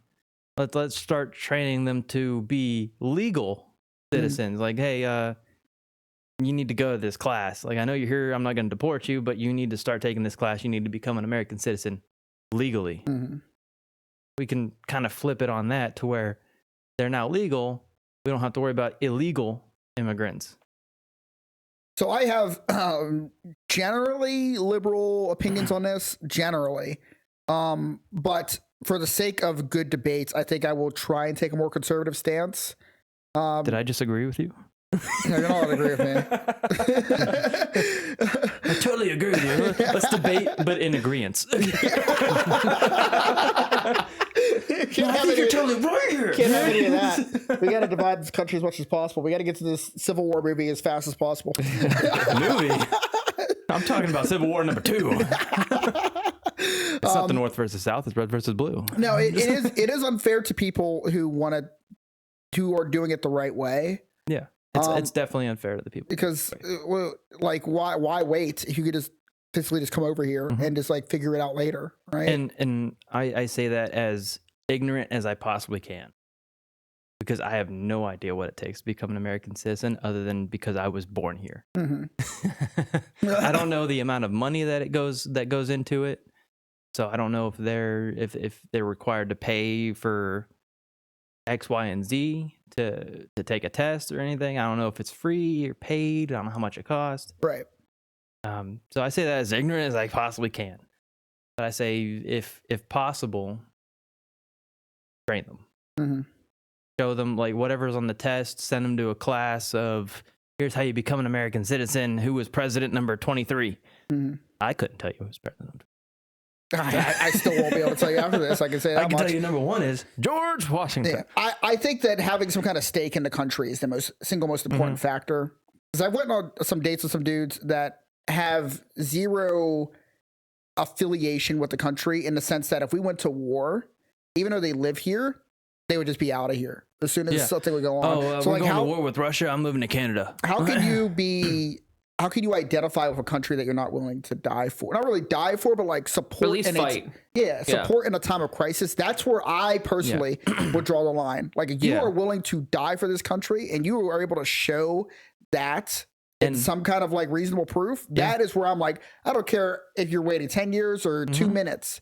If you're willing to come here and like join the military and like die for this country, you can bring your whole fucking hip hop and family over here. I don't give a fuck. Like, if you're willing to do that, you're going to instill that onto your kids, and that's going to bring more pride in your nation. Because make America great again, that's how you do it. Even from a liberal standpoint, I understand that the MAGA movement does bring a lot of pride in America, right?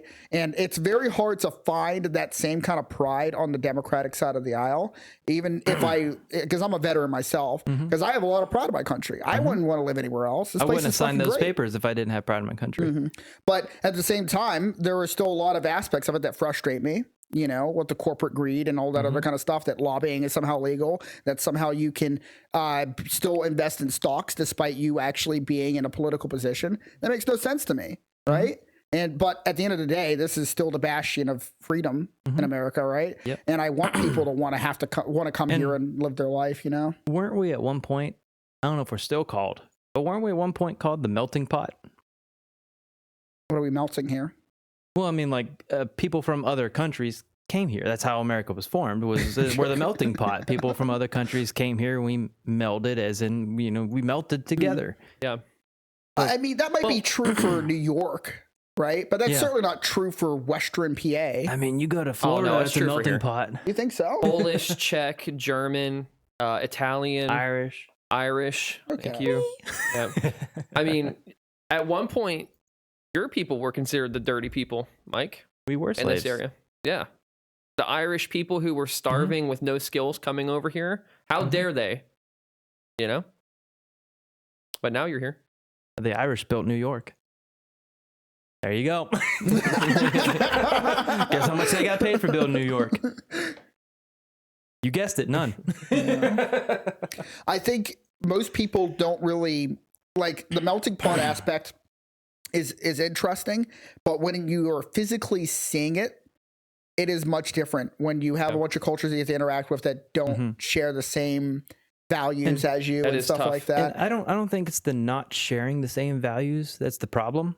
It's the closed mindedness of everyone that's the problem. Because let's say, you know, you've got a Christian and a Muslim. Okay. They're supposed to hate each other, right? Like they're always at war with each other. They're not bad people.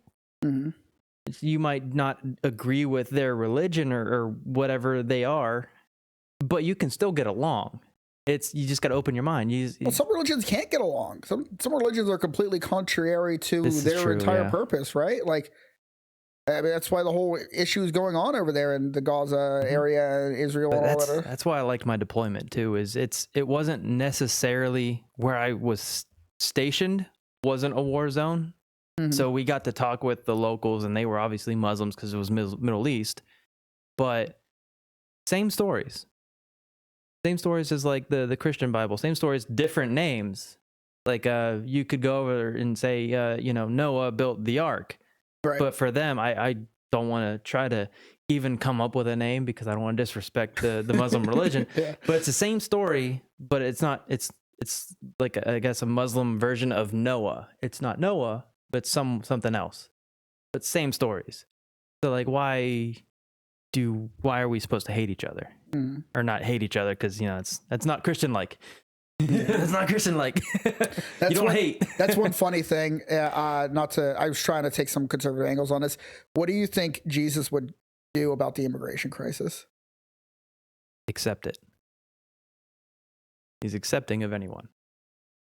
But I just find that such an interesting meme, and I saw it from a meme. My biggest question is like, what like that's mostly the conservative angle. Here right? we go. We're gonna take the S out of shot takes real quick. You ready? It's just gonna be hot takes. Hold on, let me take a sip. All right, we're gonna It's not shot. It's water. Spicy. Spicy. All right, Mike, what do you got? I filled my water bottle with vodka. Where I was going. Wow, that's spicy. So my question, right, and this is a very controversial question. Okay, timestamp that. And it mainly deals with Christian religion. Would Jesus be accepted in your church?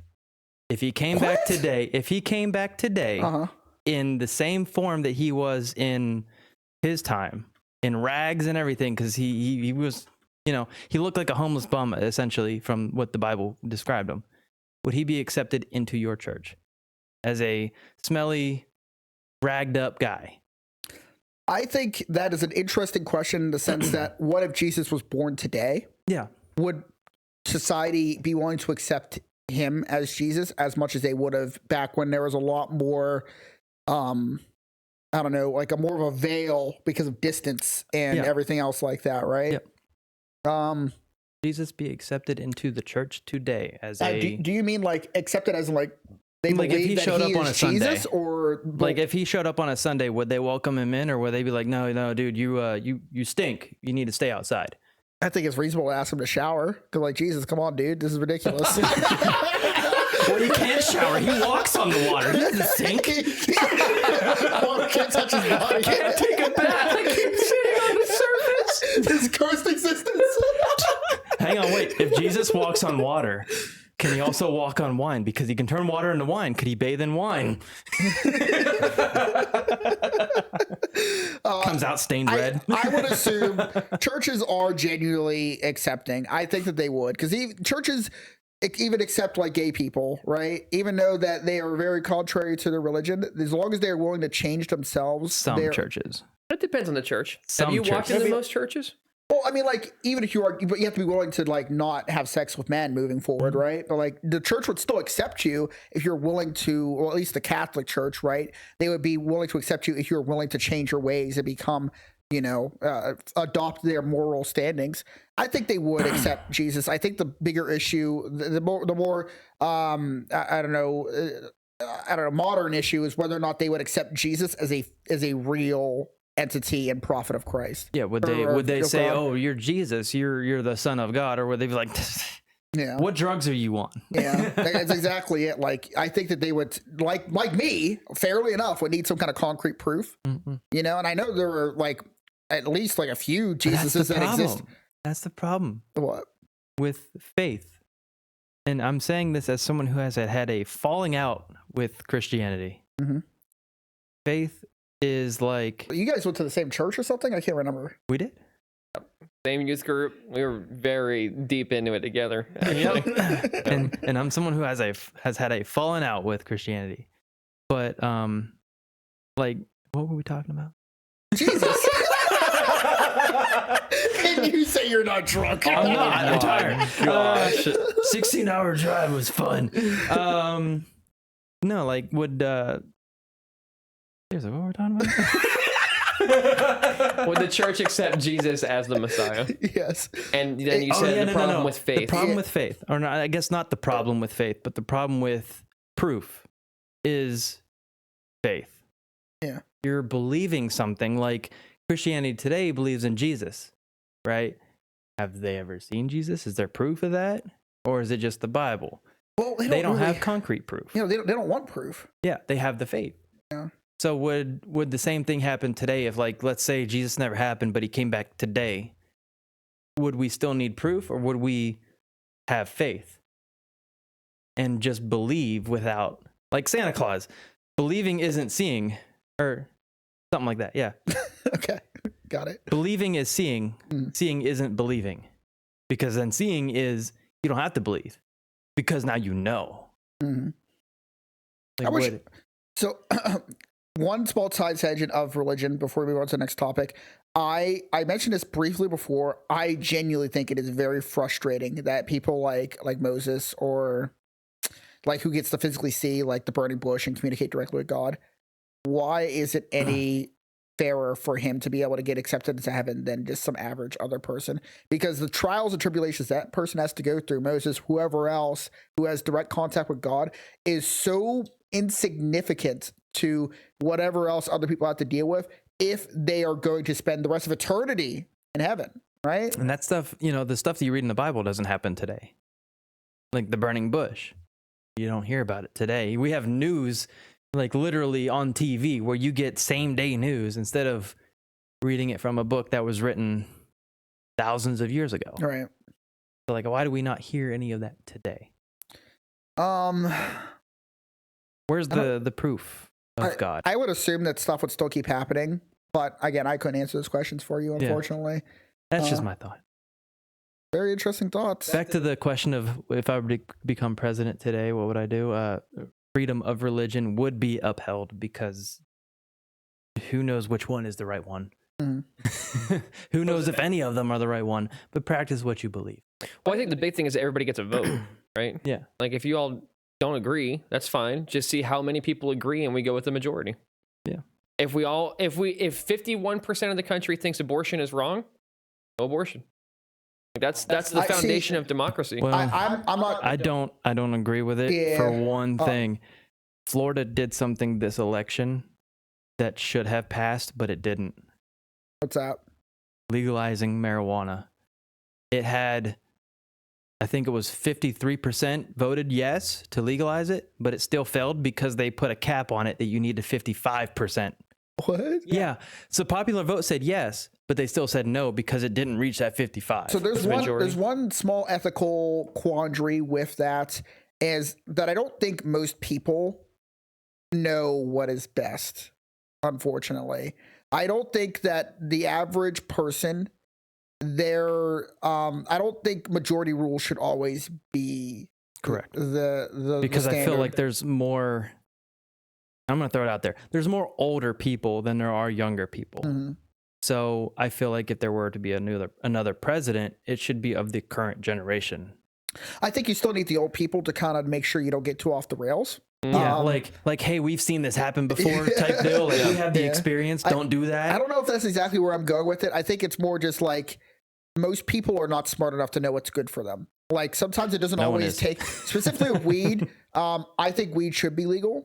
I don't think there's any scientific data to suggest that weed is harmful enough to the human body anywhere near as much as alcohol.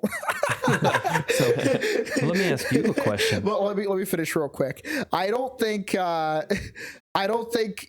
that's really the point of it. I think it's people don't have self-control, and I think that having some laws to kind of restrict their own self-control is necessary when it affects the will of other people. Mm-hmm. And aside from that, I think really people should be able to do whatever they want, regardless of majority rules or whatever else have you.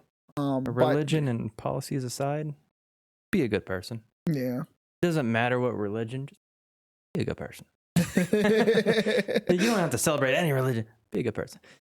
It is. I just wonder if like Biden or like any politician that's becoming president could like sit there and like really argue the moral quandaries that we could talk about here at the couch level, right? Like, are they capable of holding their own in a moral conversation, or are they just echoing whatever it is they're told to echo? See, we can sit here and argue this at the couch level because then no one's going to criticize us. We're not running for any sort of office. There's no criticism. It's if you agree, you agree. If you don't, you don't. Yeah. But if a politician like Trump or Biden agrees or disagrees with what we're saying, then it's going to be criticism. Oh, he's a bad guy. He agrees with it. And yeah.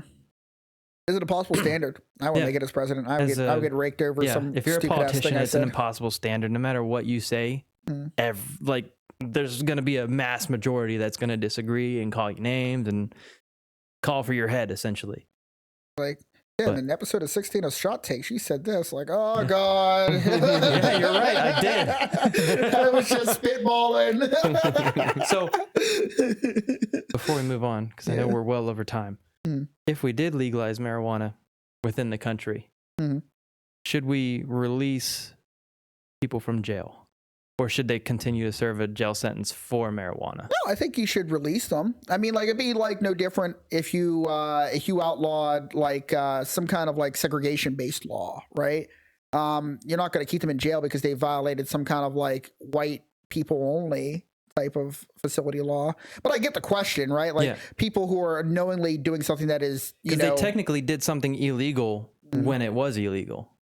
I think the type of crime that they did matters a lot. Like if they are in jail for possession, I don't think that they should be, kept it's in legal jail now, yeah. But if they were in jail based off of drug related crimes, and that which served as the impetus for them being in jail over their cohort of crimes, or like laced marijuana, like marijuana itself, let's say it's legal, right?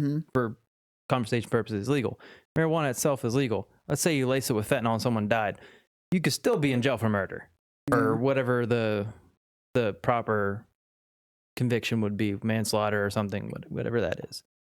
Yeah. I mean, like, it sucks. I mean, like, some people might have to stay there based on what they did. It'd have to be a case by case basis. But no, I don't think you should stay in jail. I mean, that's how laws change, right? Because a lot of people think that it's stupid and they break the law anyway, right?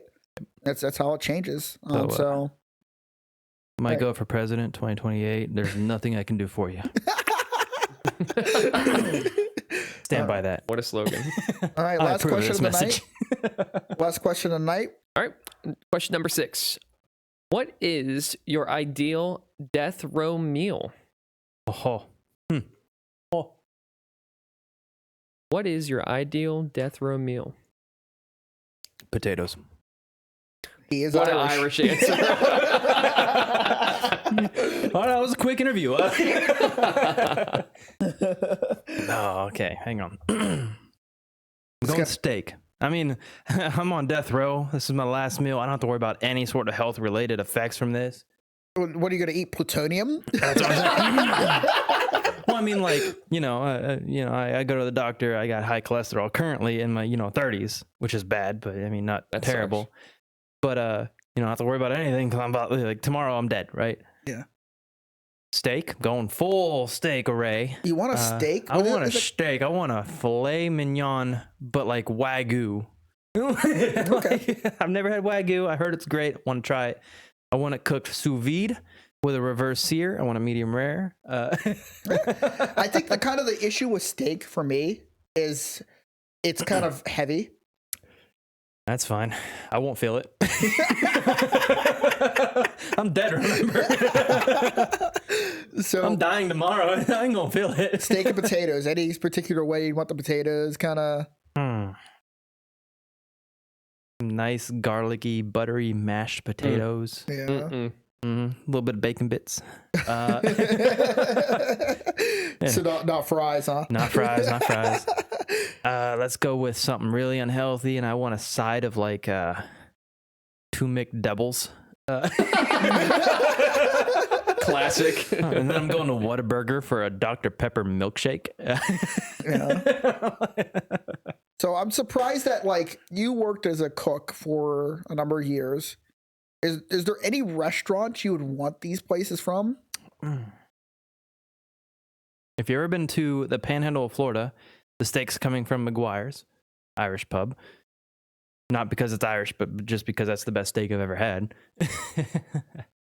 Yeah, I'm a simpleton. I just love my Texas Roadhouse, and I'll go in there and I my death row meal might actually just be nothing but the Texas Roadhouse rolls. just bring me the rolls. just roll out the roll and just wheel it in there. You know what? He said that. I'm gonna have to agree. I want some rolls too. I forgot about Texas Roadhouse. Thank you. There are times where I go there and I do nothing but eat the rolls, and then like I eat like maybe a bite or two of the steak, and I'm like, all right, pack it up. Look, you got it's nutrition right there. I mean, rolls. You've got your dairy. There's butter on it. You got your bread, your grains because it's bread. It's like the food pyramid right there. It's not a food pyramid anymore, Mike. It's a food circle because that's what my shape is after I eat all this. Yeah. I went to the Science Museum in Minnesota or whatever else, and that's the first time I saw like the physical thing. You have to like go and put like the. Is it really not a pyramid anymore? No, it's not. What is it? Because the dairy industry ran America, and they put out this propaganda that made it so that you have to drink a glass of milk with every meal in the morning, but really milk has no health benefits anywhere near as much as calcium. That's it. Yeah. So like the dairy industry basically forced a bunch of, cheese and meat and milk products into the Americans' diet because of advertising. And they forced that they kind of paid off, or as far as I understand, they paid off the health administration or whatever makes the food pyramid to put themselves higher in this here list. So you don't need pretty much any milk or cheese in your diet whatsoever. But I like cheese. I like it too. And that's why I eat a lot of mac and cheese, and that's why I'm tubby. You ain't tubby. You're healthy. We don't call that tub. We call that health. You want to be in shape? Brown is a shape. Okay. But yeah, it's that, and I forget what other things are properly portioned. I think grain was way too big. I think grain was supposed to be smaller because of the carbs and stuff like that. I believe. I can't remember. Yeah, I think grain should be less than what it was when it was a pyramid. Should be Yeah. less. I mean, like now eating like any kind of carbs or grain, it's just like, why would you? But most people don't even eat it. Like not most, but like a lot of people just cut it out of their diet completely. Even your fruits and vegetables. Like, aren't most of the vegetables they recommend, like tomatoes and all that, isn't that part of like the nightshade family, which is like super toxic and poisonous? The Like old warlock with nightshade family. I think that's what it's called. Yeah, tomatoes and nightshade. That's why they thought it was poisonous when they first discovered it. Yeah. Oh. Yeah.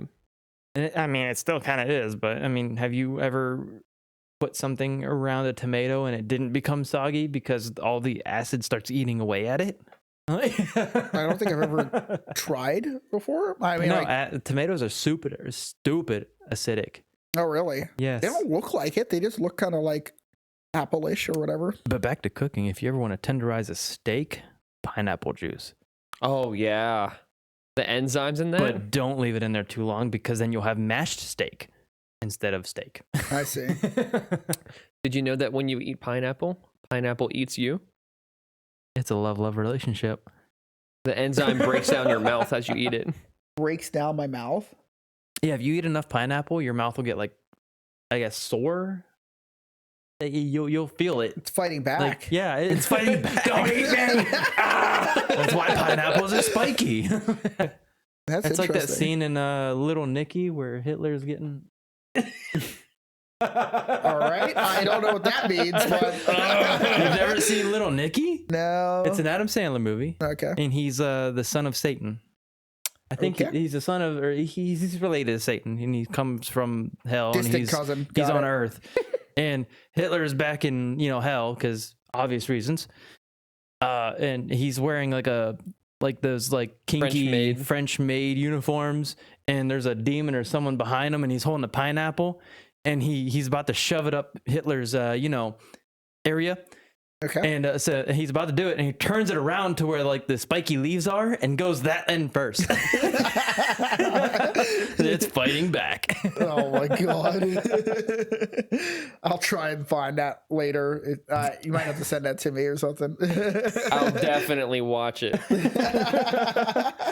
No, I want to That won't overlay make it the cut. if it's possible to overlay it without it being too That won't make the suggestive. So on the topic of life, death, I also kind of wanted to touch on this a bit too.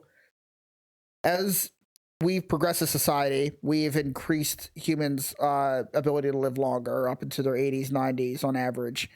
How long do you think humans should? Good quality of life. 80. 80. Past 80, I don't think you got any good quality of life. But what if we could artificially increase it to like 200, 300 years? I mean, why is it got to be artificial? Back to religion. If you read the Bible, they're like 700. Yeah, but like in the purpose of religion, right? Your objective is to preserve life. So any means that you can to preserve life is there. Realistically, I don't know. I feel like the preservation of life requires death. explain.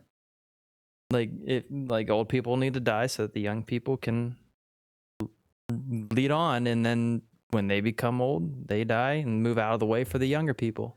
What if you can kind of stunt the aging effects of being 80? What if you could be like a 40-year-old and an 80-year-old, I don't know, years wise?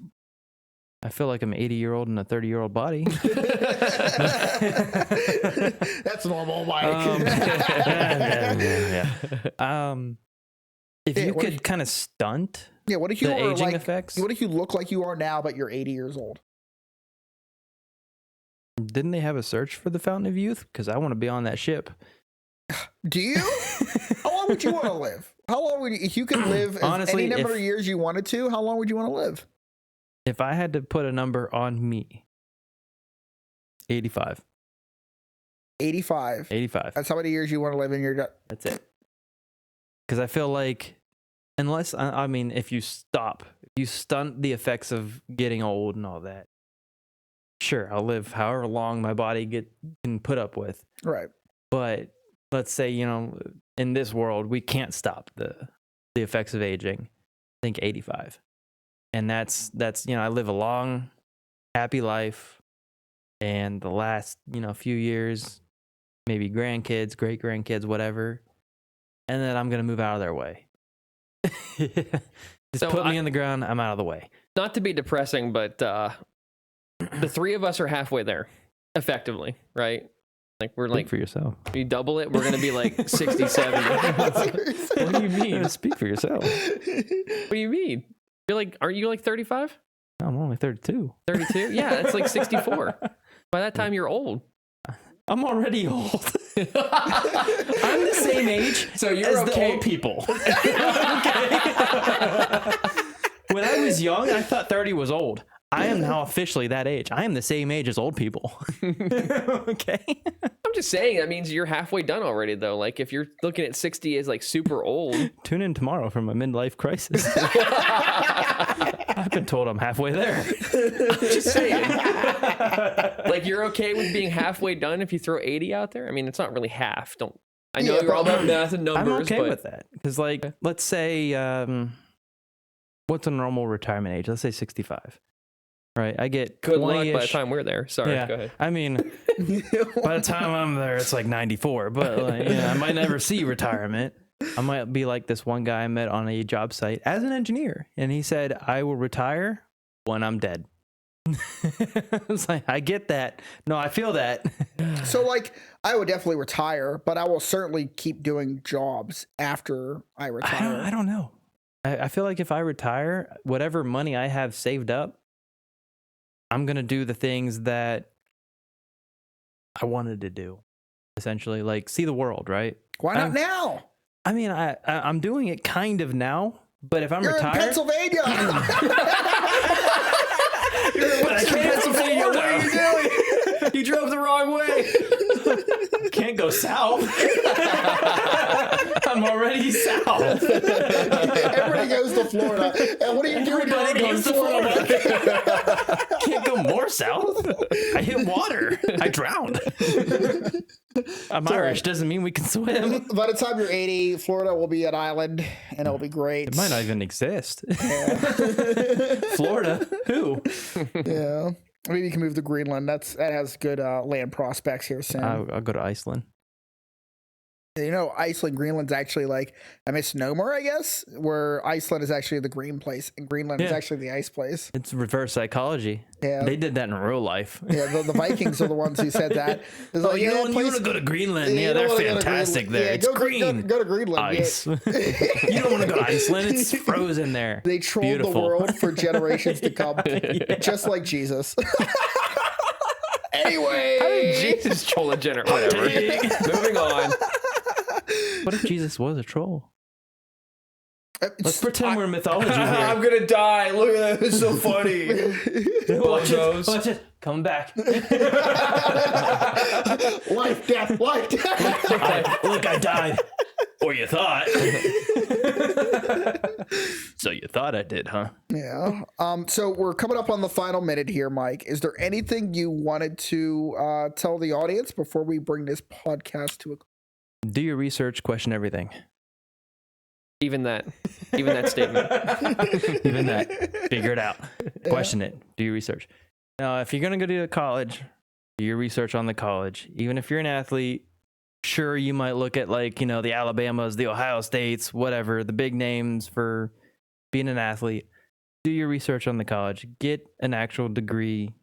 Even if you let's say you are good and you go pro and you stop going to college in your junior year and you forego your senior year. If you're going to be making that much money, take classes, finish that senior year, get a degree. And that way, when you retire from football, if you happen to be one of those people who make the millions of dollars playing a sport and you don't know what to do with it and you're done with it and you spend it all, when you retire from the sport and you're broke, have a degree, fall back on it, get a job, earn some money, and retire normally from there. Do your research on the college. Make sure you're good. Question everything. Doesn't matter what. Just make sure you know exactly what you're doing. If someone told me to be at XYZ at 4 o'clock, why 4? Why here? What are we doing? Question everything. Don't take it for granted. They're inspirational words, and I think it is true. You should. Michael, 2028, nothing I can do for you. I approve this message. Well, thanks everybody for joining us tonight. It's been a great conversation with my buddy. I know each other since high school, so it's good catching up. Yeah. Well, I've been Tim. That's been Dave. I've been me. Mike. Think responsible or drink you responsibly. You said it right. yeah, think responsible viewers. Think responsibly, Were drink you irresponsibly. questioning whether you should say that or not? Yes. Question everything. I'm taking his words and it's immediate Should action. I even say that? All right. Goodbye. Bye.